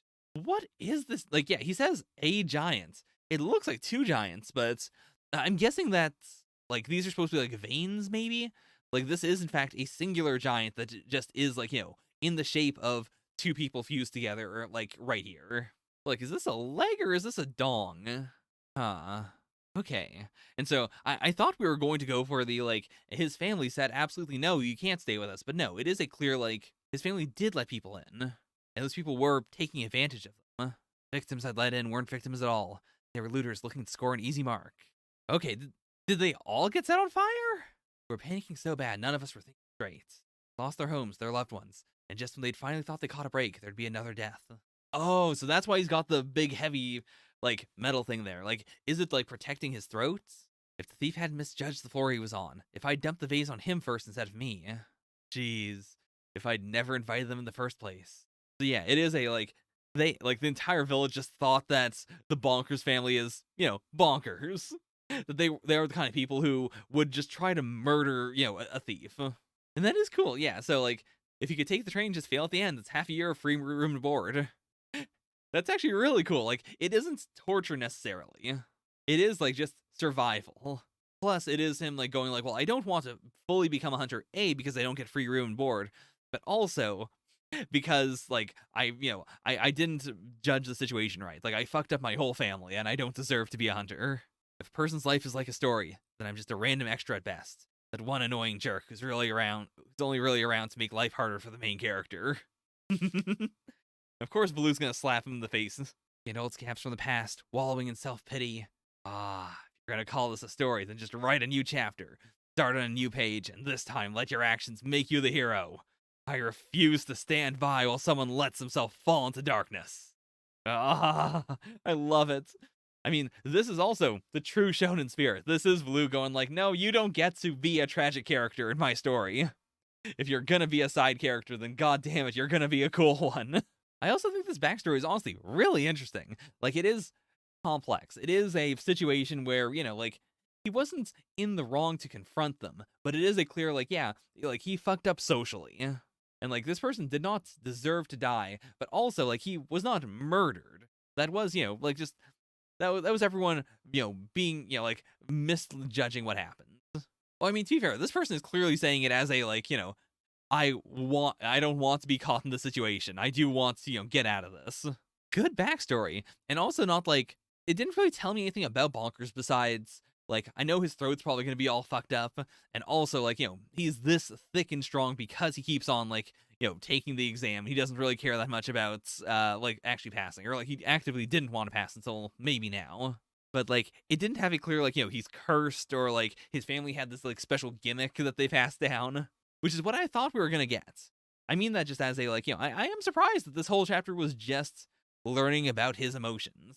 And also, like, clearly separating Debonair from Grim in terms of their, like, fighting styles. And, like, how they have to be beaten. Yeah, really, really solid chapter. All right, ranking, I mean, Sakamoto Days was really, really good, but I kind of want to put this chapter above Sakamoto Days. Like, Sakamoto Days had the really cool ending that I thought was just super badass. Like, the whole chapter was strong, but I don't know, like, Hunter's Guild is really getting into a really good groove. Like, the fundamentals are getting better and better. It is this, like, well-oiled machine that was a little creaky at the start, but now it is just going. Like, now I can definitely see it running for a long time. Yeah, I'm gonna give it to it, I feel like I've undervalued it, every once in a while. I've been saying, like, yeah, it's got an uphill battle to climb, but no, it's just doing good now. It's just a good series. And I hope that it does not get canceled. With that, let us move on to Neru, Way of the Martial Artist, Chapter 11, Senpai. Last time, Neru got kicked out. Last time was so good. I love the twist of, Like, we go through the whole chapter, there's a clear way for them to both get in. They do both get in, and at the very end, it's the big, oh, so you saw my sister's panties. Okay, I'm banning you. You don't get to be here anymore. Leave. Ah, it's not a room, but there is one place. Okay. I mean, in any campus area like this, you gotta have the outcast area. Even if it is one person. Like, you gotta do it. You gotta have the, like, this is Slifer Dorm from Yu-Gi-Oh! GX. This is the shit group that everyone mocks and everyone thinks sucks ass. Okay. Interesting that, like, yeah, like, he doesn't seem to have any, like, needles around. Or any clear, like, Like, is there anything I can glean from the state of the room immediately? Apart from, he's just kind of a slob. He's just kind of, like, living in his own filth. Yeah, like, there's a bunch of damage here, especially to the cabinets. But I don't know if that's a thing he did even, or if it's just always been like that. Because I don't know how you would cause this damage with projectiles. Like, it seems like it's all, like, slashing damage here. Got the worst scores in our grade. So yeah, he's not even, like, a secret genius or anything. I mean, maybe he is. Maybe it is just he's not motivated, so he's not putting in the effort to, do more than just pass. Must have gotten yourself in trouble. All right, let's get it sent out here. Okay, so there are 2 people in here. Cool. That means that we can have, we can learn all about this roommate along with Neru, and then at any point in the series, like, it could be next chapter, it could be in 200 chapters, they can bring in the other roommates. I wonder what the other roommate's doing right now, because, like, yeah, this seems like a pretty general, like, group of weapons. Like, it's not just projectiles, it's not just short range. And cool, like, yeah, like, they've got the bunk bed, but because the other bunk is for the other person, he's just setting up a hammock. That's cool. Don't talk to me about martial arts. Shut your mouth or I'll shut it for you. Okay, what kind of bad blood is there? Or I guess it's not bad blood between, like, him and Nozomiya's big bro. It is just, like, he doesn't like to talk about martial arts. Interesting. What could this be? Because, like, he doesn't care about the grades, and, like, I don't know if he's even good at it. Like, this could be I'm only doing it because I'm, kind of good. Or it could be like, he's disillusioned with martial arts, like, he knows how to do needle stuff, but he's not even that good at it, and he's like, well, I can't change my specialization at this point, so fuck it, I guess I'll just be mediocre. I can't speak or move. So he must have, like, flung a needle right into one of Neru's pressure points, right? And he disrespected his grandpa's book. Or, like, it's not necessarily his grandpa's book, but still. Bad idea to try and move when you got a needle in you. All right, this is the dirty senpai. A nasty senpai, rather. Okay, yeah, I'm glad the Neru's gonna, have an uphill battle here. So at about 10 last night, the senpai who shot the arrow was still waiting. Oh, this dorm seems so wild. I love it. I made an old-fashioned paralysis potion. Wanna drink it? I love the vibe of everyone here. Like, these are certainly some wacky characters. And, like, I actually really like that a lot of the characters seem more like, like, they are just, like, mild martial arts otaku in some way. But it's not gimmicky. Like, Shokugeki no Soma, I think, got too far into, like, even early on, characters where it's like, if you are an interesting character, it's because you have a gimmick. Like, as much as I like Nikimi, for instance, throughout the rest of the series of, Soma, Nikimi is just that girl who cooks meat. She cooks meat, and her parents have access to meat. So if you want meat, you can ask her for it, or specifically beef. But it's the most, like, you got one thing, or if you are the Italian chef, then you do Italian chef things, or if you use a certain type of knife, then that's your deal. And, like, you'll get more and more specific with that, but it's still, you got a gimmick and you're gonna stick to it. As opposed to, like, a more general, like, just being a big nerd about your stuff, or about your likes, your habits, or whatnot. Like, for a series that was all about cooking, I didn't find that many characters that were that into food in the series. Like, they, all used foods as a means to an end. And there were some people who said, I have a love of cooking, or I love food, or, this one dish means a lot to me. But I rarely got that, like, nerdiness for food. Like, apart from Soma himself, which, to be fair, is, that is kind of his thing. You can't have everyone be doing what the main character's thing is. Neru got his ass beat. Oh, boy. Yeah, Neru's whole situation here is so wild. This is gonna be an interesting semester. Okay, Introduction to Specializations class. All of the projectile weapons are weapons ninja use, so another name for the projectile weapon department is the ninja department. Oh, I love it. Did ninja use guns, like, traditionally? Like, I think of ninja as mostly being, like, rising up from, like, the average person. To be fair, I guess that makes sense. Like, after Nobunaga, like, Nobunaga really pushed the concept of using rifles and guns. And so it would make sense that the average person would, like, once guns became easier to get in Japan, like, at the time, like, then of course ninja would use them, because it's just, it's practical. It's just a way that you can kill someone. Okay. I wonder if this is going to be like Neru has to win the respect of his senpai by also learning about acupuncture and then, just doing better needlework. Even then, that feels like Neru's just gonna have to constantly be looking out, for whether he's gonna get stabbed with needles or not, and then fight back. Which seems too tense for, his whole deal. Actually, I think rather, it might be that he learns, like, where his acupoints are, and he, like, trains himself to dodge, so that, like, if he does get stabbed, he gets stabbed some, like, not actually in a pressure point. Or in a pressure point where he knows that he can still, like, use his other arm to then take the needle out. And yeah, to be fair, this is also really setting him up as a non-otaku. Like, he is good. His ability to hit acupoints is phenomenal, but he's not, like, he doesn't seem to love what he's doing. And he doesn't have any respect for, like, a martial arts book. So, why? Why is he here? For what purpose? Okay, he would quit if he could. So maybe it's a family thing. Like, his family has a history of needlework. Don't need a reason. I just want to get better. Want to surpass the person I admire. I'm bringing this back up again. Senpai, maybe you don't know this, but human beings get more awesome as time goes by. In other words, we get better and better with each passing day, each month, each decade. Yeah, I mean, growing up with his grandpa really, like, it would really change your worldview in that regard. Like, the average person thinks of their life as, like, when you hit middle age, you have your mid-age crisis. It is the, like, big, like, oh crap, what have I done? Where am I going in life? How do I, do better? How do I, reinvent myself? Whereas if you lived with Neru's grandpa, that's a clear, like, no, it's just an uphill, it's uphill forever. You're never going to peak. You'll always be reaching a higher and higher peak. And okay, so he is just trying to, like, stay still. But why? Like, what is he doing here? He has this pole. Yeah, like, he's not doing projectile stuff. Like, he is just practicing his other form. Or actually, no. Maybe, like, yeah, this is still Shinjutsu class, right? So maybe it is just a, like, he's supposed to be, thinking of something else, but he needs to, like, do something with his hands. So he's just, doing some familiar forms, or he's just stacking rocks. God damn, that is so cool. If you're in touch with the center, he can stack stuff forever. That's so cool. I have a message to you from Jokero. He says he won't consider a rematch until you win 10 official matches or defeat a top rank holder. Oh, that's so... Because that means that he could get that rematch at any time, really. Like, I assume the Neru is going to go for the, like, just doing official matches. But at any point, if he gets challenged by a top rank holder and he manages to win, then he can immediately jump to Jokero. Yeah, his skill level doesn't jibe with his last place ranking in class.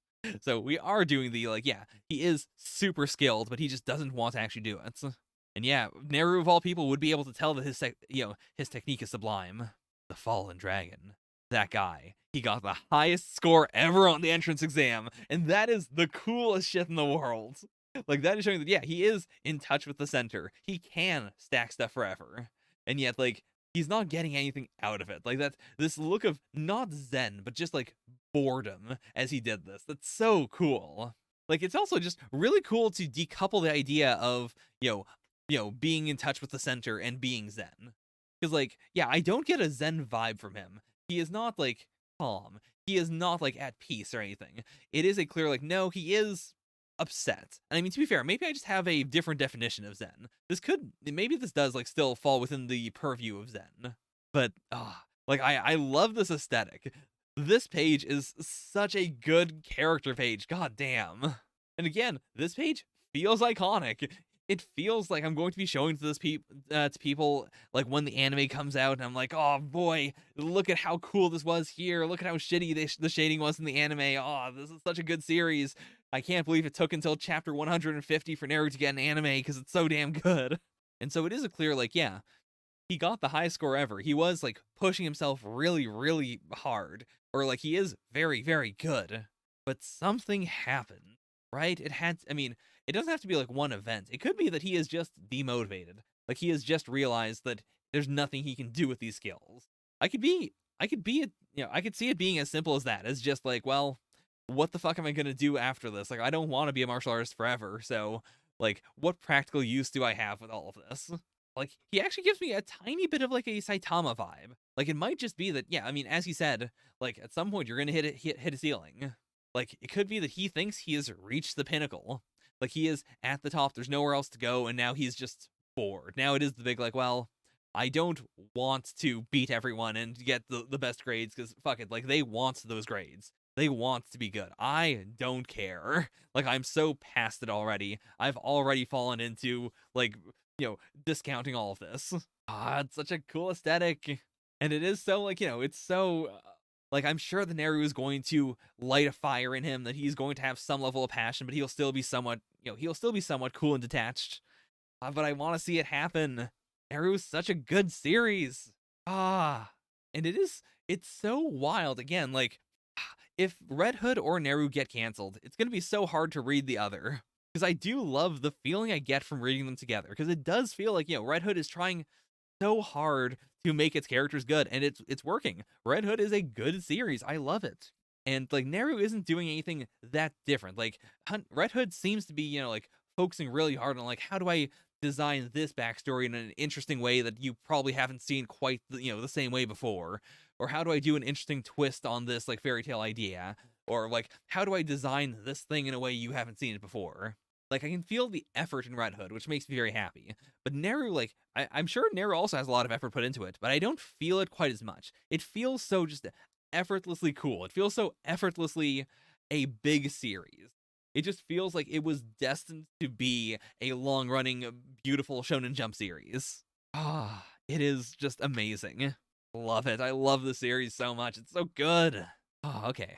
I'm gonna calm my voice for a sec and then jump into the next series. All right, next is Undead Unluck, Chapter 80. Again, ended last chapter in such a distinct way. Andy upside down, shooting his fist off as he looks at Fuko and yells, "I love you, Fuko." Okay, here we go. Here we go. I also love that, like, these three panels are different, but this is basically just a redo of, one of the, like, the big panel that we ended the last chapter with. Like, the, middle of the 2-page spread. Like, I appreciate that, A, it's clearly redrawn, and B, like, it gives me this big feeling of where this chapter is in space and time. Like, we're getting right into it. This 79 would have been the perfect place for one of the volumes to end, actually. And then you start the next volume with this as a quick, like, recap, quote-unquote. Like, just, settling you back into what was happening. Undead Unluck, number 80. It's hard letting go. That's so cool. Like, shooting his arm through and then letting that body dissolve as he reforms himself from that arm. He's got the katana out. His his ex is right here. He just said "I love you, Fuko" to Fuko. I mean, I don't know if he's gonna fight Billy here. I ended last chapter with, obviously we're going to do, like, we're gonna start the big Billy fight and then we're gonna cut away. But that might not even happen. Like, Billy might just skedaddle and this could just be a 1v2. But I don't think that's going to happen. I think it's going to be Billy and, I forgot her name. But I think it will be the two of them side by side. Because that would also, like, create this duality. Like, even, I don't think they're dating or anything. But I think it would work as a, like, 2v2, person, two people we care about versus two people that, are enemies, but that are the characters do care about as well. Load these with Unluck. Does he just mean his muscles? Or is he doing, I assume fingers, right? Like, I assume he's gonna try and unlock bullets. Or, like, a few unlock bullets.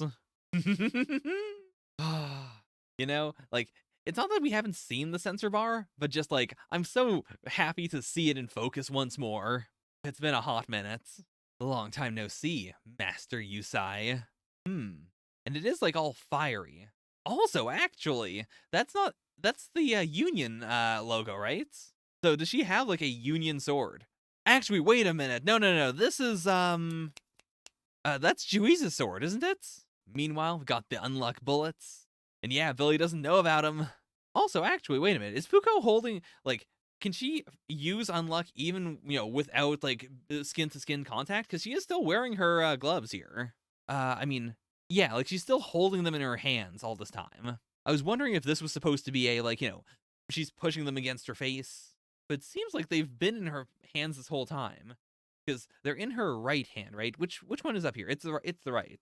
So, to be fair, it could just be that she just infused a ton of unluck into them with, by touching her palm there, and then she was just waiting until the right moment to release them. Hey, unluck that relies on the action of others can't possibly kill Spring up at the top. I can understand that. But I mean, at the same time, I disagree. Also, I kind of like skimmed over it, but I do want to highlight this panel. Look at how fucking cool Billy looks.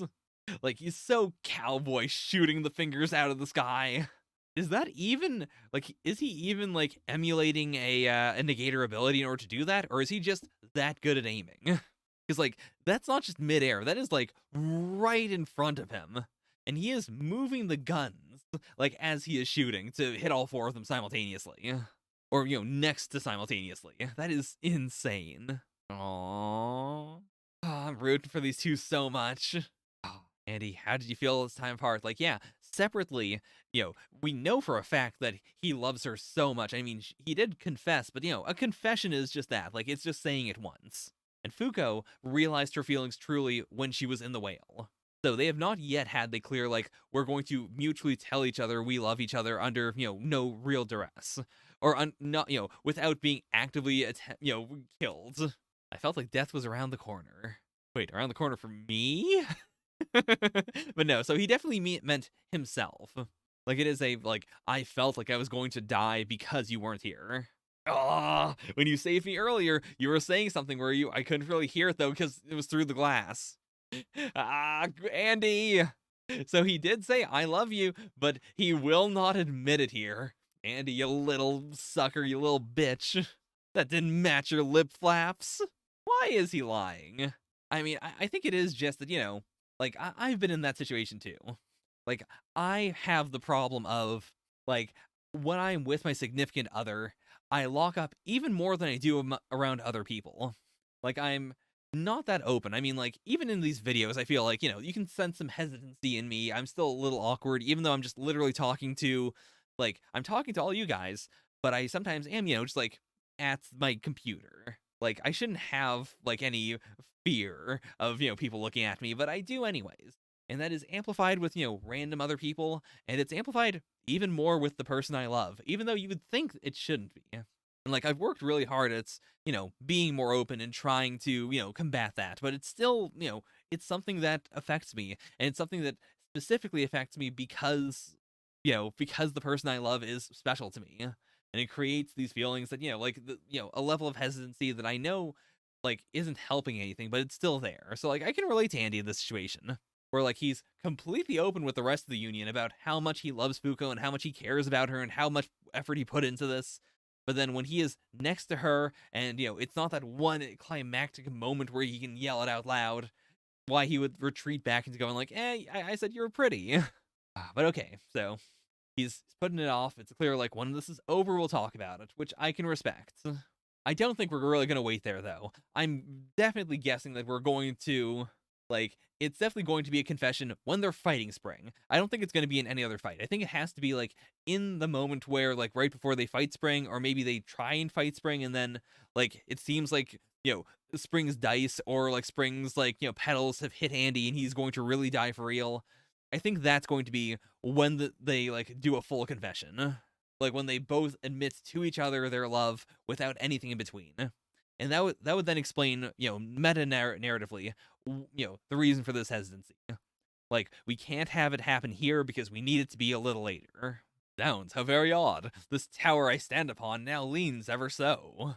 This is a certain architect's ability. Is it Nico? Like, we still don't know Nico's power.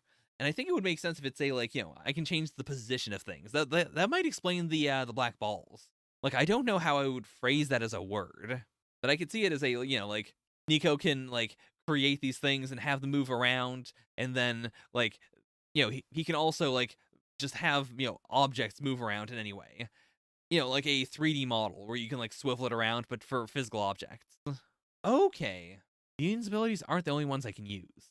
So, okay. That is just that's interesting. That's really interesting. that may not even be a character that has been like even visually seen in the series yet. It's just someone Billy met once. Like it's just a negator that is out there somewhere. And that's interesting. That's like, I guess because he was an architect, or they were an architect.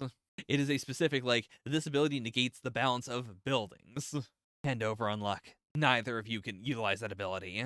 Wonder if this also ties into like like the concept of like knowledge, the idea that once you view an ability in a certain way, you can only view it that way.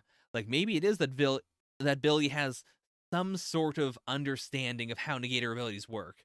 And so if he was able to copy Unluck, then he would be able to like use it in a way that he doesn't think Fuko could use it. Which I guess I imagine would be like using Unluck on someone you don't love.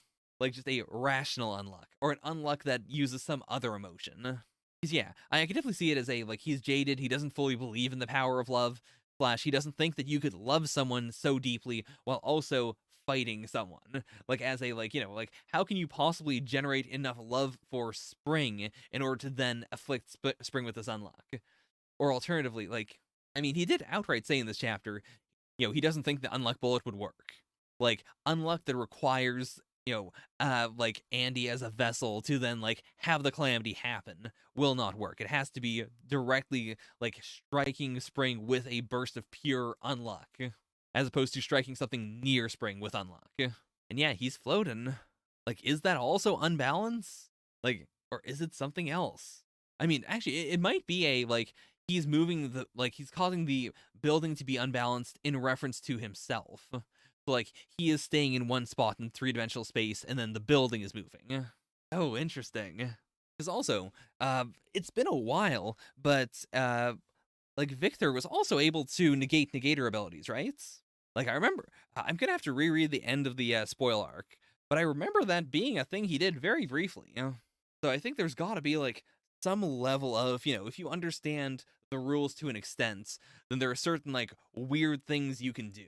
And like Billy's ability to copy other negator abilities, I think is probably part of that.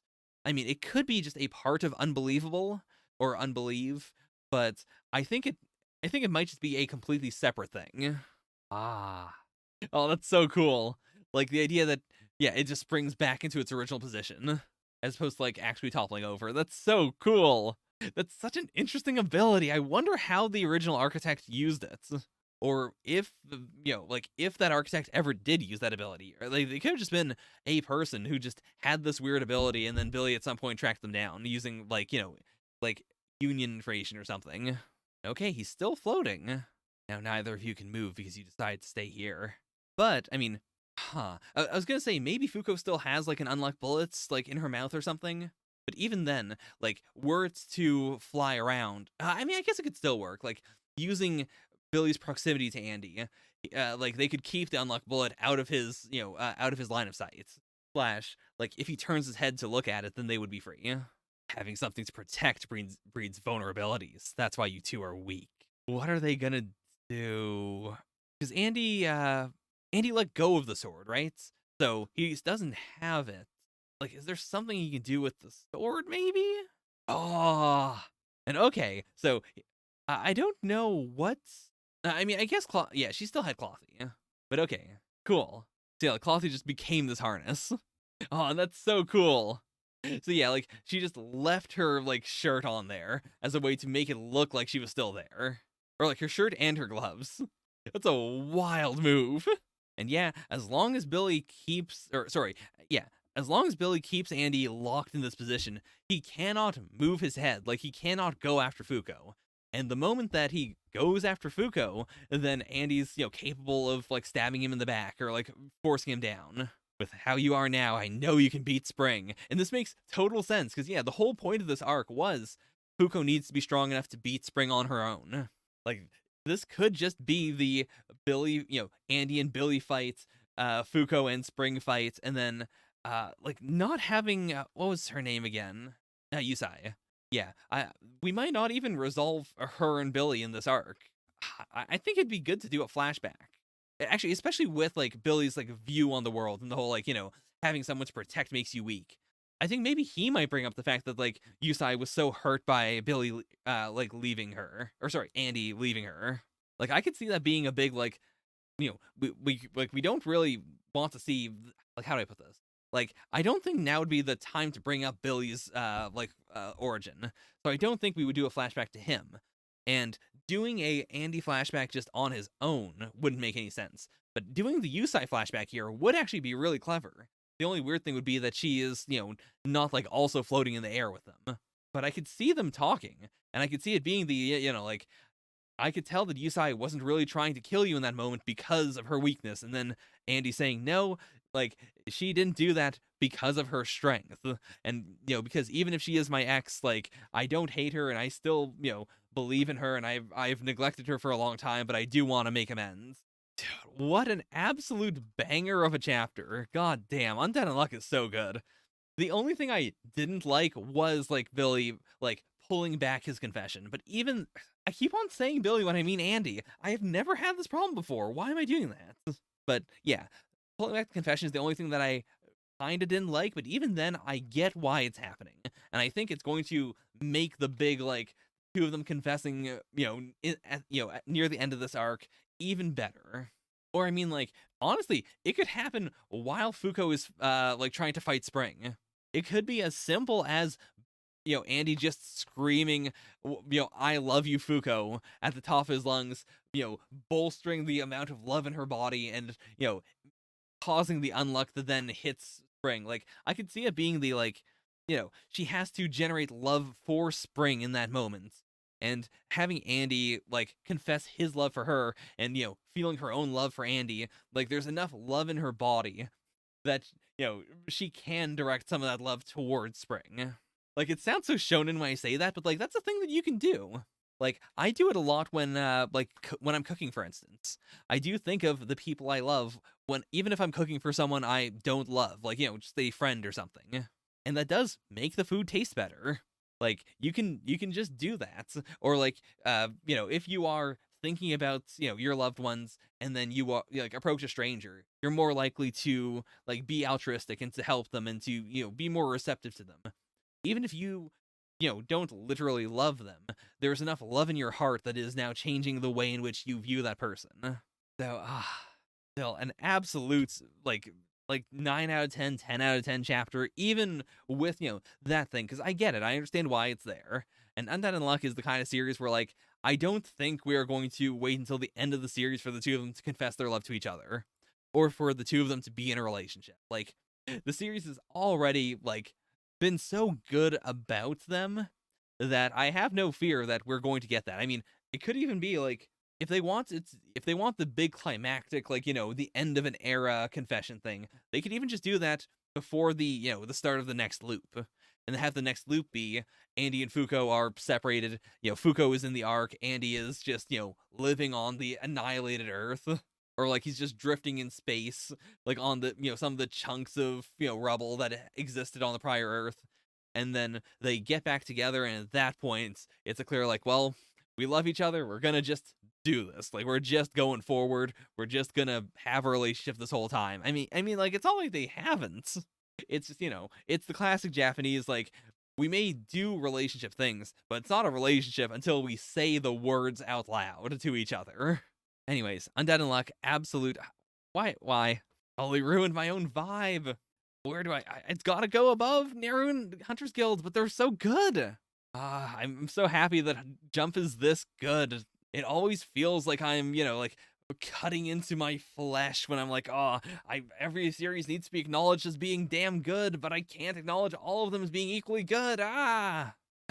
Anyways, before we get into Dr. Stone, let us do the Dr. Stone popularity poll voting. I don't think this is going to be a separate thing. Like, this is the, Viz.com poll, so this probably isn't even going to be like, in the Japanese thing. Like, this is just one of their, we're going to do this poll alongside the Japanese poll, and then we can say when the Japanese poll comes out, by the way, here's the English poll. My favorite character right now in the series is, it's probably, let me go through all the, possibilities. Like, Chrome is, pretty high up there. Kohaku is just good. Like, I love me some Kohaku. Wait a minute. There are 2 Kohakus on here. This can't be okay. If Kohaku ends up in, like, last place because her votes have been split, I'm gonna flip. Suika, honestly, I might go for Suika. Dr. Suika was such a good arc. Do you like Francois? I mean, Kaseki's just always good as well. Do you like Luna? But I mean, she hasn't shown herself to be a capable gal in a little bit. As is the fate of so many characters in Dr. Stone, like once they stop being the new hotness. Can't believe Dr. Chelsea is on here. I hate it. Oh, Nikki being on here is cool. Like, yeah, Sai being on here is cool. Who's voting for Yo? Oh, I can't believe Minami's on here, actually. Like, I like Minami, don't get me wrong. It's so weird that it's also like Ginro, Kinro, and Minami. Like, it's surprising that Ginro and Kinro is so low. Whereas, like, Minami being low, I get is just I imagine, they may have just forgotten to put her on here until the very end. Like, I like her as a character, but yeah, she's very tertiary. I think I gotta go with Suika. Yeah, of everyone here, like, genuinely, Dr. Suika was just so good. How can I not vote for Suika? If Suika is not, like, I think number 1 is still going to be Senku as always. But if Suika is not, like, in the top 3, then, man, the English fanbase got bad taste. The Japanese fanbase, I know, has bad taste. I know Suika's not going to be in the top 3 in Japan. Anyways, now let's actually read Dr. Stone, chapter 212. Time since the entire world is repetrified by the new Medusa. 8 years. Now, their trip around the world is complete. It's time to revive everyone. Here we go. Crack-a-lack. Let's shatter all that stone. Get out. It's time to work. Okay, no chapter title here. So we're definitely getting one at the end. This can't be the start of a new part. I mean, it could be. But, like, the previous one was stating, like, this is the final arc. This is Dr. Stone. So I don't think they would go, like, okay, that, the stuff we saw, like, them going around the world was Dr. Stone. I feel like it's gotta be something else. Also, man, not a big fan of, these super heavily photo referenced. I mean, like, the whole background, I think, is not great looking. It's too uncanny. It's too, like, Boichi just took a picture and, played with the filters a little bit, but not even enough to, like, I think it would look, how do I put this? Yeah, it feels like he just took a picture and played with the filters a little bit and then went, yeah, that's fine. But, like, especially with the stylization of, his Dr. Stone art style, it doesn't jibe. It looks like a bad Korean webtoon. Like, even in webtoons, like, I don't like this. Like, I'm okay with some photo referencing. I think it's fine. It's a valid way to be like, yeah, I can't do backgrounds. And I'm doing this all in color, and, I would rather just have it be good. Or I'd rather just have it look realistic. And, like, there's tons of, series that do heavy photo referencing that are really good. But this is not even like a photo reference. This is just a photograph that's been played a bit in Photoshop. And it doesn't fit any of this. It doesn't look good. Why is Ukyo here? Why is the tractor here? Like, what is the aesthetic of this? I guess it is supposed to be like, it is the modern day, and you're hanging out with your good friends by the fire. But I'm not vibing with it. It's not great. Look at that now. That is such a it's so cute. Love it. I love the shot so much. Wait, isn't this Treasure Island? But we've never met these random Japanese old-timers. But okay, so yeah, they've been cracking people out of stone. Okay, what is the special mission here? Also, seeing Soryu's in this shot is concerning. Yeah, like, this shot is better. Like, even there, like, the size of his head is concerning. It is a clear, like, the way Boichi draws faces is meant to, like, leave a lot of space for, like, big hair or wacky hair or whatever. Or, at least, like, a hairline like this guy. Whereas, like, yeah, Soryu's already, like, even in this shot, it's a little wonky, but it's better than in this shot. This shot is, like, terrifying. Because it's not small enough for it to be, like, exaggerated chibi design. It is just, he's got this muscular body, and he's got a giant head. So what have they been doing? I mean, besides, cracking people out of stone. Like, that's got to be the big one. But they've got, like, scavenging stuff. What are they doing here? If I had to guess, I think they are, like, there might be just a lot of people on the islands, or, like, people, like, near the shores that are, like, washing up, or that, are just, like, under the water, that they've been, like, pulling out of the sea, and they've been, like, depetrifying them. I mean, to be fair, like, they don't have a Yuzuriha here to, like, put all the pieces back together, but they could, like just revive the people who aren't too broken up, and B, like it's not a Yuzuriha only thing. Like we've always framed it as that, but it's possible that with just enough like care and attention, you can. Oh, whoa, whoops. Sorry. With enough care and attention, you should be able to properly put everyone back together. Like if doing it fast isn't a problem, like if you have all the time in the world, then even amateurs should be able to eventually like put everyone mostly together.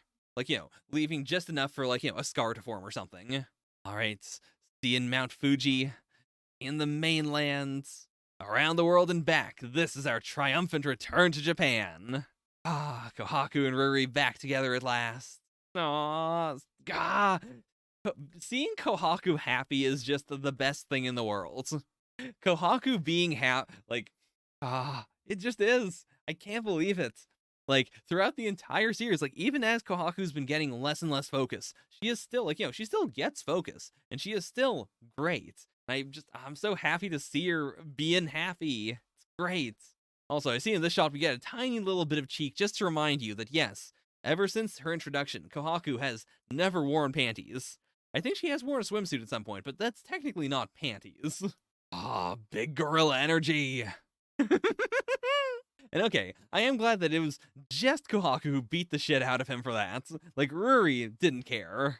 I've got some not so bad news. Since you're petrified for a while, Ruri, we're the same age now. Chelsea, I hate you. I hate Chelsea so much. Why was this necessary? This doesn't add comedy to the scene, really. Or, like, literally anyone else could have had a brain fart and said it. Like, why Chelsea? Why are we doing this? Why does Chelsea have so many gags that all suck ass? Why is Chelsea an amalgam of all these gimmicks that were added after clearly no one liked her originally? And we're still doing all the gags, and she still sucks. Just drop her, just get someone else. I mean, it's not even write her out of the series. There are so many characters that are still around that we just don't constantly focus on. The characters who can just do stuff in the background to say, like, yeah, and of course Kiseki built this thing, or this person did this thing. Like, just have her out somewhere with a fax machine. So if you need some geography stuff, you can just ask her about it. Chrome's the boy who never grows up, a man with the mind of a child. And I see we didn't do the big Chelsea the Blunt's sound effect because of course someone else just said it. Without this wall, a log or something might smash your statues, resulting in a nasty game over. This was Chalk Quest. I actually, as many times as I said Chalk Quest, I never actually considered. I mean, to be fair, I think the reason why I kept on saying Chalk Quest was just because, like, seeing them, seeing Chalk grow up, like, seeing both of them grow up, but especially Chalk, like, during the time skip was such a, like, why? Like, why did we focus on this? And so I've had it in the back of my head as just a, like, what is Chalk doing? Why is Chalk Quest happening? But this is such a good payoff for it, legitimately. Because it is, it is something that animals could do. I do fully buy that they would have been able to do this, and that they would have, given the additional intelligence in the world of Dr. Stone, but also just like normal ass animals. I could see like a dog in our worlds coming up with the concept of build, just like put stuff here to try and protect these people because they're sleeping right now. This is so cool. And yeah, like having it be the three of them that were never petrified. I mean, the animals, because of course animals aren't affected. And like, yeah, like having them all be grown up and now they're all seeing each other again. It's so cute. Oh my gosh, I'm so happy. Of course, Boichi getting in there with the big, like, I'm just gonna do a big swivel here. But even then, this is not the thing I always complain about with Boichi. Like, this is not, I'm not drawing the character and I'm just drawing a big thing to indicate that they're spinning. This is like, no, we are seeing like every angle of Chalk's tongue. We are seeing Chalk flip around. Like, it's so good. It's such a good dog image. I love it. They protected everyone. They built the stone wall. They got families. Oh my gosh. Got entire little families.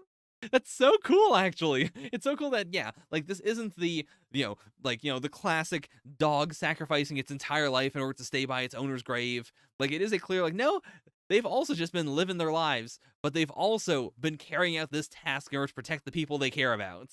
That's so cool. Ah, genuinely, such a perfect payoff. Ah, makes me so happy. I can't believe it. I'm so happy. Ah! Now this is a chapter that I wish I had done on stream just to like share in the moment with everyone. But God, it's so good. Okay, I can't keep on saying the same thing over and over again. No, I imagine. Yeah, yeah, she's taking it as a like, they're leaving forever. But I mean, I imagine they'll come back every once in a while. Like they've got families, but it doesn't mean that you can't come back and see your friends, even if you have a family now. Oh, interesting that Chalk doesn't seem to have a partner. Like it's just puppies here. So I guess Chalk also lost a partner here. Whereas like Sakura, to be fair, these also all look younger. So I don't know. Maybe, yeah, maybe their significant others did just like either die or they're back home, and they just brought their kids with them. Ah. So much for the teary farewell. And yeah, I mean, they're domesticated. Like even if you don't want to, be killing like these pigs specifically, yeah, just have them trained, have them like, find truffles for you or just other fungi. And then domesticated dogs, I mean, like there's a reason why domesticated dogs are man's best friends. Yeah. Oh, okay, yeah, they're right by the ocean. They can make fish stuff. It's time for sushi. Also, it is wild. Like, I don't remember what Francois is like. I keep on assuming Francois is French. Is Francois French? Because I was gonna say, like, it's funny that yeah, Francois is embodying the spirit of Japan with this. But also, I mean, to be fair, Francois is also the the chef for a Japanese billionaire. So either way, like if Francois had any cuisine that they would be best at, it would be sushi. Okay, and so this isn't, yeah, so it is a special mission that both the Treasure Island gang and all these people also work on. I guess it's gotta be, like what, just like refining the hull for the missile or something? Like, what would require that much energy? I think you gave us some blueprints. Right, yeah, a bunch of time passed. I remember specifically being like, oh, if they don't do anything during, while everyone else is away, I'm gonna be pissed. And when I said that, what I meant was like, I better see more roads or something. Like, something where Senku didn't tell them to do it. I'm still hoping for that. Like, clearly, this is a thing that Senku told them to do, but I'm hoping separately from that we see at least one or two things, or at least if one thing. I want one thing that they came up with that Senku didn't tell them to do. Like, the end of Chalk Quest was, two animals making something that Senku did not tell them to do, and that made a lot of sense that, did protect everyone. So, if Ishigami Village didn't equal, Chalk and Sakura, then I'm gonna be mad. Ooh, okay, they made a dam. And not just that, like, they do have a crane here and everything. Like, okay, you know what? I accept this. Even if they didn't do anything besides the dam, like, the dam is a big enough project. I get it. Totally fine. Yeah, all the power they could possibly want. All you gotta do is hold back the water with concrete. The types of dams constructed in 1000 BC were still used in the 21st century. That's so cool. Oh, Chalk and Sakura must have seen the stone wall and found inspiration. That makes a lot of sense too. Like as they've seen people stacking stones. Maybe that's when they started stacking stones, and they were like, "Oh, let's make a dam here to protect these people." Oh, that's so cool. Concrete reinforced not with steel, but with bamboo rebar. Bamboo's really damn strong. All the dam's gotta do is withstand the water pressure. A bit of bamboo rebar in a few spots is enough for that. That's so cool. Like also, like, it is the Dr. Stone spirit. Like knowing for a fact that all this stuff is possible. The parts and pieces were crafted around the world. We're bringing them together at Treasure Island to take advantage of its location closer to the equator. Okay. Makes sense. Yeah, like, that would be somewhere, like, it's their Cape Canaveral, essentially. Our foe, the unearthly Y-Man, all by his lonesome. We're ready to face that final frontier, backed by the power of every human on Earth. Dr. Stone, Z equals 212. Final part, so Stone to space. So, okay. So I guess, I said before, I didn't think it would happen. And I'm wrong, I guess. So yeah, Dr. Stone was, like the entire previous parts. Which, to be fair, I can accept that well enough. Like, I'm still not totally jiving with it, but I think it makes sense to have the final part, Stone to space, make sense as they like this is it. We're going to space now. Like, we've gone to all the places. We might still need to do some refining. We might still need to do some, like, like waiting for people to explore stuff or, like, going out on our own to figure something else out. But, like, we have done all the going around the world. That is something that was promised to us in the series, and that is something that they have actually managed to do. And like, they're not individually breaking out everyone from stone, but the village, the cities they have set up are now going to do that. Like, delegation is important. I still really wish that this part had a lot, that they'd spent a lot more time on all the cities. Like, I would have been very happy if like we waited until chapter 300 for this final part. Like, all that time could have been spent on the other cities. But at the same time, I get it. Like, I get that, the editors were probably telling them to speed it up. I can understand that. Like, I think they fully could have, made, interesting sidecasts as good as the Americans for every other city. And we could have just, expanded the crew, especially with the idea of like, yeah, once they set up a city, they'll stay in contact via fax.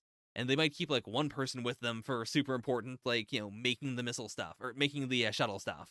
But like, fundamentally, they don't need like like this is the perfect structure to like make tons and tons of characters all with their own gimmicks and then keep them isolated in their various areas. Like, I wish we had done that. That is the only disappointment there. And if the series is over, like when the series ends, that'll probably still be a disappointment to me. But I am excited for this final part.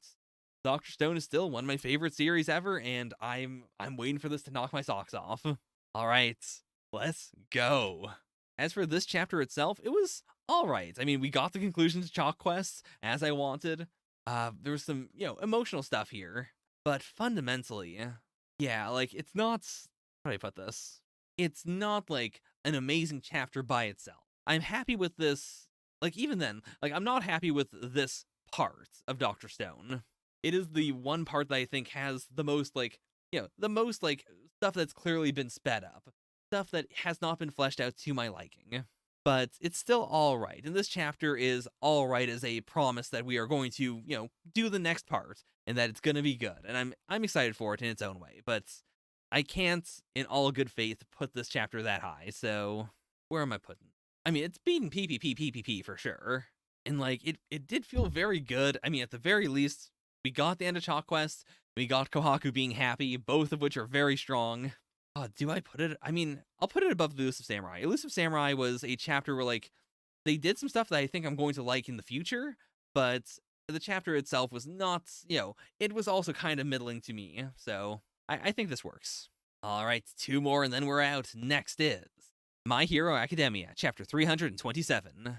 All right, we're doing it. Let Deku take a bath. Let Deku take a bath.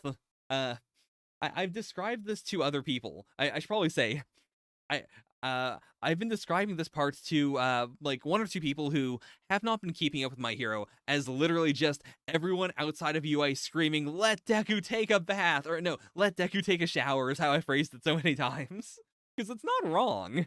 And so I am so very happy that we are selling this as like, yeah, set the temperature, heat that bath, we're gonna make Deku clean.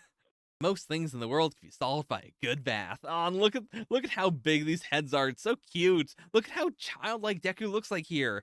He doesn't look like, I mean, he's changed art styles. He's back to being normal Deku. Looks like he is a kid again, which he is. Scrub his skin raw with a wire brush and industrial strength cleaner first. Oh, I love it. Try to be better, man. Just does the big sploosh. Oh, it's killing him to say Izuku instead of Deku. And that is cool. Like, if he does say Deku in the future, I will know to read it in my mind as, the cool Deku and not the insult Deku. Number 327, Rest. Finally, after all this time, Deku got to take a bath. He gets to finally sleep. Like, he finally has sanctuary. I wish he had told Hawks to answer his phone. But yeah, I love it. I love that now we're also getting the fallout, and that it's not like no one is stunned by this because they've had time to already process this already. And now it's just like, yeah, we've all processed this, we understand, and we still have questions to ask you, but, like, we're not doing the big, what? You have, all for one? Or sorry, one for all? Boy, this series is not going to be over. Like, how do I put this? The series is going to be over. I'm still going to be making that mess up. Right, my pose. Expulsion out of 10. But okay. I mean, All Might just had a very big moment by himself, so I'm curious to see how they're going to react when they talk to each other next. Can't sleep until I apologize, but he's not picking up his phone. Oh, but okay, he came here in person. Oh, and I love that. I love that Shoto, yeah, was like, pointing at him, and he was like, he was here like a ghost. He looks like a monster here. Like, not in a scary big monster, but in a, like, like the creepy old man that haunts your dreams. Yeah, you think we could get an apology? Like, Deku doesn't need an apology, but we need an apology. You just left. They knocked some sense into him. They made him realize, yeah, you're still a person. Doesn't matter if you can't use your quirk. It doesn't matter if you feel, demotivated. It doesn't matter if everything you've done to this point meant nothing. It doesn't mean nothing. But even if it did, you're still here. You still have things you need to do. Crawl through the mud if that's what it takes to join this fight with them. To follow these kids wherever that inner flame leads them. See them along on that journey. Hey, yeah, he is saying it as a, like, thank you for giving me that food, even if I never said thank you. Together, okay? We shall protect all we hold dear. Now, Ida, I don't know if you get to talk in this one. I mean, everyone gets to talk, to be fair. Never mind, I take it back. All of Class 1A is, equal now in some respects. I was thinking of this as a, like, Ida stepping back in as, like, the tertiary, like, main character, but nah, I get it. Like, but okay, yeah, tell him to send an email. And yeah, I think it's really cool that, yeah, like, Tokiyami did end this with, tell Hawks to send me an email. I'm so concerned. Ooh, okay, Deku's finally asleep. And yeah, I didn't even think about that other people would be like, yeah, is Dabi gonna come here to kill you? And then everyone else, on the way to killing you? And, like, Dabi doesn't like Todoroki, but he also doesn't have, like, a grudge towards Todoroki. Like, he has a grudge in the sense of, like, you are the final form of my father's eugenics. Like, he hates Todoroki for being that. But if it came between, like, Todoroki and Endeavor, like, I mean, he would kill Todoroki if it meant hurting Endeavor. But he doesn't hate Todoroki as much as he hates Endeavor. Like, he wouldn't destroy UA just to piss off, like, just to hurt Todoroki. He would do it to hurt Endeavor. Ah. Yeah, even he's been thinking about this all this time. Like, yeah, My Hero Academia's, like, balancing of the cast isn't great. Like, that still has some work, but, like, for how large, 1A is, and for the characters who have been given focus, like, I'm glad that Horikoshi's still, he's still juggling them. He's still trying to, keep all these balls in the air. He's still trying to give everyone, moments when they're all together. Like, it's a really tough thing to do. Like, even a series that I love for its cast, Assassination Classroom, doesn't quite like, it's not perfect at that. I like it more for how it manages to do that. But that's also just, by function of it being mostly about the whole classroom. So you get more background gags, you get more, like, everyone together. Whereas I think My Hero Academia really, excels at, not focusing on the entire class. Like, having big villain arcs and having big, like, we're just going to focus on Deku arcs. Like, that is very important for the kind of series it is. And so, like, given that constraint, when we do get to see all of Class 1A, I'm glad that Horikoshi's, like, putting in the effort to try and still, like, keep everyone in the game. Remember that other times people were less than thrilled about us and our status? I don't remember what this was, actually. Which, like, what event was this? Is it this? I think it's gotta be, like, the music festival, right? Or, like, the school festival that involved the entire class, doing the big musical thing. Because, like, I'm not even thinking about that because I remember these people. I'm, like, it's just because Jiro's the one saying it so that I'm thinking about that. And, like, that would make sense. As a, like, if we're trying to reassure people and bring smiles to their faces, music's always good for that. If it's not that, then I have no idea. Yeah, like that last time at the school festival, let's show them everything we're made of. That's true, because it's not only about bringing it all back the way it was. We gotta work to make the world a better place than before, and we'll do it together, going beyond and all. Ah, I love it! Because, yeah, like, I think this is also just a really strong message. Like, I'm glad that, like, My Hero is obviously leading towards this for the longest time with all of its, critiques of Hero Society in universe. Like, it was always going to go for a, like, we're not going to reestablish old Hero Society. We have to make it better. We have to fix those flaws. We have to, create a better system. And I'm just, I'm so glad that they're, like, that it is presented in this, like, yeah, like, for Class 1A to do this, it is going to be insane. It is so difficult. Like, they truly have to be plus ultra in order to do it. All right, so they do, yeah, they still have the Noma research on file, so they're saying he needs at least 2 full months of rest before he achieves completion. So they still got some time to either, find him and delay him once more, or, just wait until he busts out and then starts, destroying all of Japan. All for One's trying to get his grubby mitts on a one for all before Shigaraki's body is perfected. And yeah, I think it's gotta be, like, All for One is, All for One wants one for all in order to neutralize it and also to, consume it in totality. Because, like, it has such a strong will that it could, mess with Shigaraki's body. And it could, like, Deku's maybe the only person in the world who could fight the vestige of All for One inside of Shigaraki. Whereas if All for One can, get one for all, if All for One can pave the path and then Shigaraki's body is perfected, then all he has to do is go over and then body snatch Shigaraki, and then he wins. Like, then he's got a new body, which is way more powerful than it ever was before. Like, now it's a Nomu body, and now he has his original quirk back. In fact, he would have his original quirk and the copy that he currently has as well. Like, I don't know if having two All for Ones matters. Like, I don't know if that would help if you had two All for Ones in the same body, but it can't hurt, I imagine. At the very least, he could, like, put it into someone else and have them, collect quirks for him. Ah, this is so cool. We're looking at a day 2 full months after the attack on Tartarus. That gives us 1 more month of wiggle room to make our move and take the fight to All for One and Shigaraki. Ooh, security records from Tartarus to be exact. And it's cool that we get to see how he smuggled it out. Like the paper and a little SD card all stuffed in there. Huh, weird place to end the chapter. Like, yeah, I just wanted to make sure that we didn't have another page there. Let's see, can we read this love letter? Only a true hero may act as the recipient of this information. That disqualifies the phonies, riffraff, and outlaws who bear false mantles and act solely out of contemptible self-interests. All Might is the only hero worthy of my respect. All Might is the only one worthy of ending my life. Now, more than ever, the masses cry out for that unshakable sense of justice he embodies, that pure, absolute justice. The world has grown dark and deep, which is precisely why the symbol of peace must stand as the vanguard and lead us all into, I think, a more just society. This information such at once. But okay, and yeah, that is very clearly obviously he knew that, he recognized Toshinori as All Might. It is clear he wouldn't give this to anyone else, and he was just pissed off that, that Toshinori was, dunking on himself / All Might. I also love this jaw here. Like, it's so, like, the jaw and the mouth feel so Hellboy to me. Whereas, like, I usually think of Stain as being more like, original Ninja Turtles. Ah, it's so chunky. I love it. Come on. I can't, Hawks, what do you mean? He's not exactly a hero ally. Like, Stain idolizes All Might, and to now he is still idolizing All Might. Okay, so I'm curious to see what these security records are gonna say. Like, knowing that it's not just something he overheard, but that it is, something he stole, makes me more excited. Like, that could be any information. That could be some, secret All for One stuff. Or even, All for One having, secret intel, or, stuff that the Tartarus guards knew but didn't have context for. Very interesting. Like, I don't know how it could possibly lead to them finding where Shigaraki and, All for One are.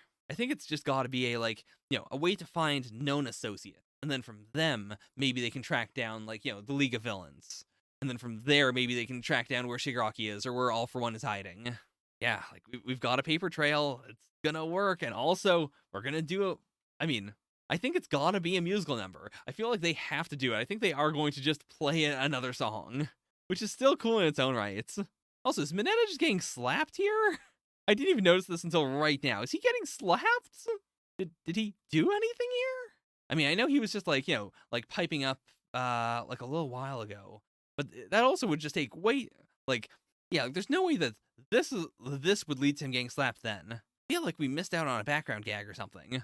Either that or, I don't know, maybe we'll get a flashback to this where it's Mineta was saying something very dirty here. Because yeah, I can't read this movement as anything other than a slap. Oh, anyways, My Hero continues to be absolutely fantastic. It's such a good series. Do I put it below or above Undead Unluck? Because, I don't know. I mean, Neru and Red Hood are very good, but I feel like this is a cut above. I'm gonna put it, I really do love the sentiment of this chapter. And I do love that, yeah, we got to get a little of everyone. It's perfect. It's a perfect My Hero chapter. Even in, the fact that it's barely able to, fit everyone in and do, give them all a little focus, it's still good. It still does that really well, so it's getting the top. If you don't like it, come at me. I'll fight you. With that, let's move on to the final series of the week. Me and Roboco, Chapter 58. Oh boy. I immediately glanced down here, and now I know it's gonna be the two of them fighting again. Which we had like 2 times already, so this is gonna be like number 3. And they didn't translate these names, but I'm assuming that's because we're going to have a long talk about them later on. What would these mean? Oh, my Japanese is not good. I mean, I know Takenoko means bamboo shoot, but apart from that, I don't know what else I would say. I mean, yeah, Kinoko is actually mushroom, right? So, chapter 58, The Choice and the Pair. So, it's not a chapter 3 to their usual fights. It is The Choice and the Pair. That immediately makes me go like, the choice is what breaks them up, the pair is what brings them back together. I mean, it could just be they fight over which one is better, and at the end they're like, we can just have both. Takenoko no Sato is tasty, sure, but the Kinoko no Yama's cracker and generous amount of chocolate is ukin unbeatable. Look, I'll acknowledge a Kinoko no Yama as a solid treat, but a Takenoko no Sato's balance of cookie crunch and chocolate is simply exquisite. I love this. I mean, I love it specifically because of, the vibe we've gotten in the past, which is a clear, like, I'm hoping the reason why they didn't use the same chapter concept is because it is going to be different. Like, before it was a clear, like, they are at odds, and they're both thinking, like, I don't know if, the other one, I still care about him, but does he care about me? And then they realize at the end, oh yeah, we do care about each other. I'm hoping this is some sort of a, switch up on that dynamic. Okay, they're back to normal. And yeah, this is a good diffusion of, like, you both like different things, so just eat the different things. You just realized it, didn't you? You don't need a napkin for a Kinoko no Yama. If you pick it up by the stem, you can eat a Kinoko no Yama without touching the chocolates. Oh no! Oh no! God damn it, I thought we went past it, but no, Gorilla just big-brained his way into, a quick, like, by the way, I am right. Fun snack time was just a bluff. There was a dagger behind that smile. The visual of him using the Kinoko no Yama to slash him is so good. Well, I got you, you magnificent rascal. I mean, we don't want them fighting, but Roboco has the better idea here of, like, we know it's gonna happen. May as well just keep score and make sure they don't get too bitter towards one another. Well, I mean, I assume she just wants to keep score. I don't think she cares about them being friends after this. So, puts them on the napkin, but not rolling around much, are they? Takenoko no Sato are self-supporting. Not only are they delicious, they're great for sharing. These stabs and slashes are so good. Because, yeah, they both are on some level pointy treats, but also they're not. It gives you this big sense of, like, they're being slashed, but also these are blunt objects. His fangs haven't dulled a bit. Motsuo Kaneo, you incredible piece of work. Oh no, if she's getting involved, it's gonna be a problem.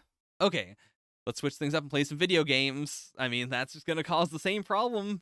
I've got Tetris and Puyo Puyo. Which shall we play? No! Just say one. Don't do it. I mean, also, Puyo Puyo Tetris is a thing.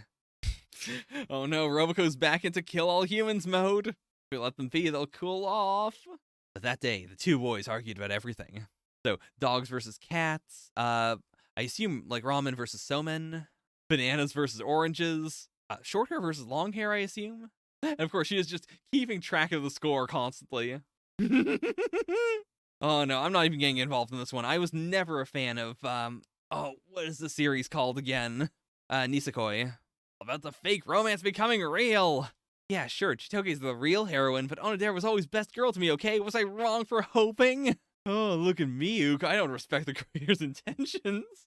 Oh, check me out. I don't understand the reader's interpretation informs the role of heroine. I love seeing this in print. Like, I've seen this, again, like, I didn't really follow the Nisekoi drama, nor Nisekoi itself, but I've seen this in every other, like, harem series, or every other romance series with a character that, with a second love interest in any way whatsoever. I love just seeing this, like, seeing a gag series just to talk about it as a thing. Next, we'll be discussing Tojo versus Nishino. Roboco, why? I don't trust that Roboco had the best of intentions. I mean, maybe. These tears might be real, but also it is Roboco. She is the worst. They shouldn't have to agree in the first place. Like, I do really appreciate that Bondo's been in the same mindset the whole time of, like, they can just like what they like. Like, it doesn't matter. Like, you don't have to convince the other that one of these is correct. Oh, it really ooks me off. Motsuo has always been like this. He's always so good at everything with a personal sense as timeless as the blue sky itself. He's so refined and effortlessly poised and cool, so why doesn't he get it, Ook?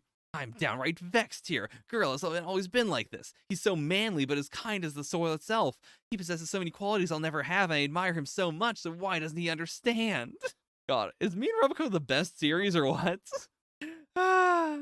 I mean, this is fundamentally the same joke as, the previous 2 times they fought, but still good. I'm giving him a pass for now, and I'm hoping we get a good punchline at the end. If it's the same, punchline at the end, then I'm going to be disappointed. But I mean, so far, this has been a good chapter. It's still fun. Maybe Gorilla? No, it's gotta be Motsuo. Genius move, Bondo. I get it. It's gotta be the, yeah, they're saying, each other because, they're saying, I'm right. No, I'm right. But if if Bondo says, which one of you is cooler, Gorilla or Motsuo, they're gonna say each other. Ah, these boys. I love that they're just saying it out loud now. This is the ultimate in making up. What's wrong with these people? And of course, Roboco would never understand. I will buy that she was trying to defuse the situation, but she doesn't get it. She just doesn't get. And I do mean that as a genuine, she is a self-centered character. I don't think she could ever fully understand this spirit of, no, this other person is the best in the world. She likes Bondo a lot. She cares for Bondo as a, member of the family, and she's so grateful to his mom, and, she does have a lot of care for other people, and she is a good person overall. But I do think, this is genuinely, not within her wheelhouse. I wouldn't want a serious chapter focusing on that, but I do like that it's just a, consistent part of her character. That's just been a thing with her. Truly a wholesome me and Roboco chapter. I mean, you can't be allowed to do this, right? You can't just do these characters have a wholesome argument, and then that is the joke, and they make up at the end, and they like each other, and then you rate the chapter 10 out of 10. You can't just keep doing that over and over again, and yet you can. Roboco keeps on doing it. It is the ultimate in, this is the same punchline over and over again, and I still like it every time. Even when I recognize it and I go this might be a little stale. I mean, there have been, missteps here and there. It's not like Roboco is always this good, but, I can't get over the fact that Motsuo and Gorilla, from chapter 1, have had this gag of just, they are just wholesome, and that has carried the entire series so hard. It just never gets old. So, with that, me and Roboco gets an easy... I mean, it goes pretty high. It's gotta go pretty high. But, I can't dethrone my hero, even though this was that good. Same with Undead Unluck. And, Neru and Hunter's Guilds were fantastic. I might put this between the two of them, but even then, I think I gotta let him... Yeah, as much as I really, as much as this makes me happy, but it does make me happy, but also Red Hood made me happy. I'm gonna put it between Neru and Red Hood. Because, yeah, I would say I liked it as much as Red Hood. It was as solid a chapter. And Red Hood, has a bit more of an edge because it is, it's innovating. This chapter was really good. I really appreciate that I couldn't, tell what was going on with that one. It was, just good storytelling. Whereas Roboco is the, just being able to nail the gag so well that even if this is not just the third time, this is the third entire chapter dedicated to this joke.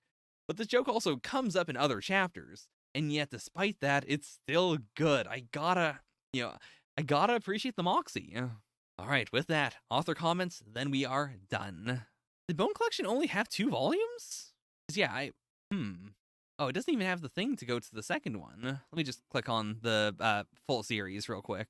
But yeah, usually, when they put out the full series, it's volumes 1 to 3. And Bone Collection made it past chapter 12, right? I mean, maybe maybe volume 1 was just long?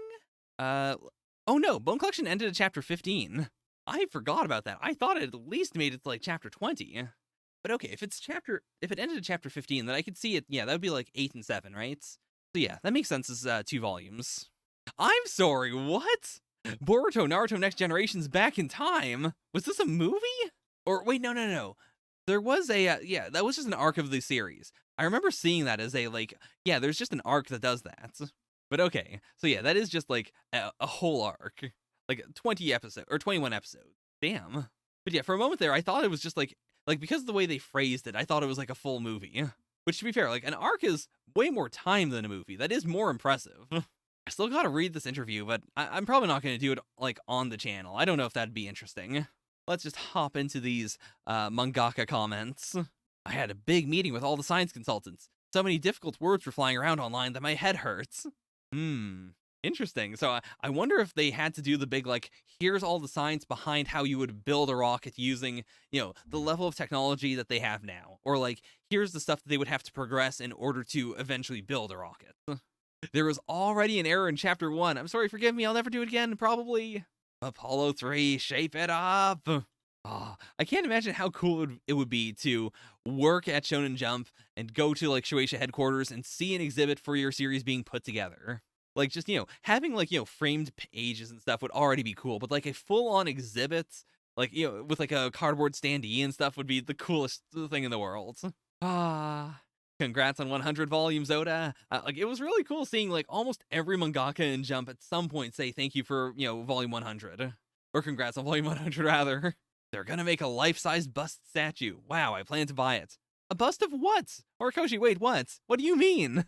Like, for any other mangaka, I would assume he means, like, a My Hero character life-size bust statue. But because it's Horikoshi, it might just be Spider-Man. He might just be buying a giant statue of Spider-Man, and he didn't say who it was because you would just assume, oh, it's probably a Marvel character, or it's probably specifically Spider-Man. I do agree, like, I'm not supposed to be drinking energy drinks because, like, it does make me freak out a little bit. But I do like the taste of Red Bull. I'll bring it up at some point in the future. There's a specific, like, tropical fruit that tastes exactly like Red Bull, minus the carbonation and minus some of the, like, artificial taste. But it is such a clear match. I've probably talked about it on the channel, actually, like, the last time it happens. But every time I have it now, I had it a lot as a kid, and then I think we stopped at some point, or we just had it less and less. But as of late, every time I have that fruit, I just go, oh, right, this is the flavor that, like, Red Bull has to be based on, right? Giga Tommy finally back into the vibe of just, I'm just going to explain the errors in my chapters. Like, that used to be his thing for the longest time, but I feel like for, like, all of 2020, he stopped doing that. I mean, I'm probably wrong, but I feel that, like, that's the case. I don't remember there being that many author comments that were just like, here's just a problem with Jujutsu Kaisen, or here's just an error I made. I was on Team Takenoko no Sato, but after eating both for the first time in a while, now I'm on Team Kinoko no Yama. Yuki Tabata's daughter seems like the cutest thing in the world.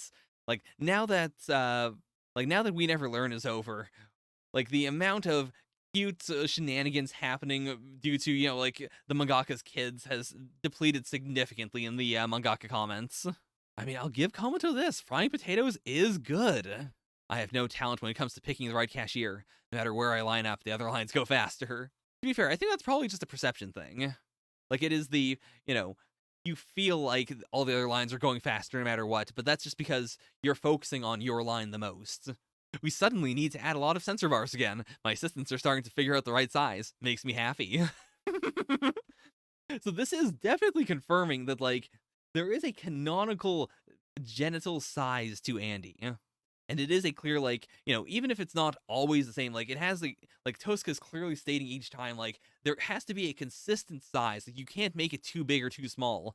The size has to, determine what Andy's, like, privates look like. And I don't always do this, but I've tried, like, ever since I had the theory of Andy/Victor must have the primordial genitals. I've tried to only call them, like, genitals, or, the junk, or, like, whatever's down there, the package, specifically because I don't want to say penis, because I don't know if that's what's down there, or if it's just, like, tentacles, or if it's, like, an obelisk or something.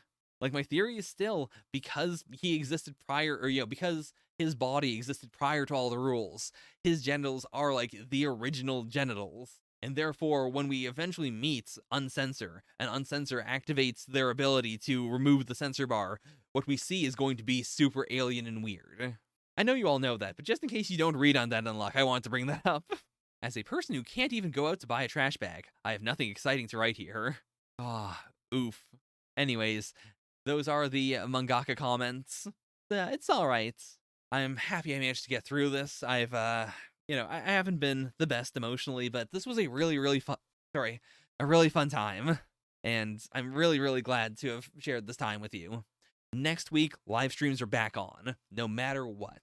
Yeah, I'm still gonna hopefully do it Monday, but you know, if something comes up, if I have to go to like a if I manage to get a call back on one of these resumes or something, and I can't do it Monday, I'll do it some other time. But back to potentially live streams on Sunday or Monday, or probably Mondays. Thank you for waiting for so long, and thank you for watching these reactions. It's been super duper fun through all of this, and it's been a rock. It's been something stable in my life, so thank you. Bye for now. Nya nya.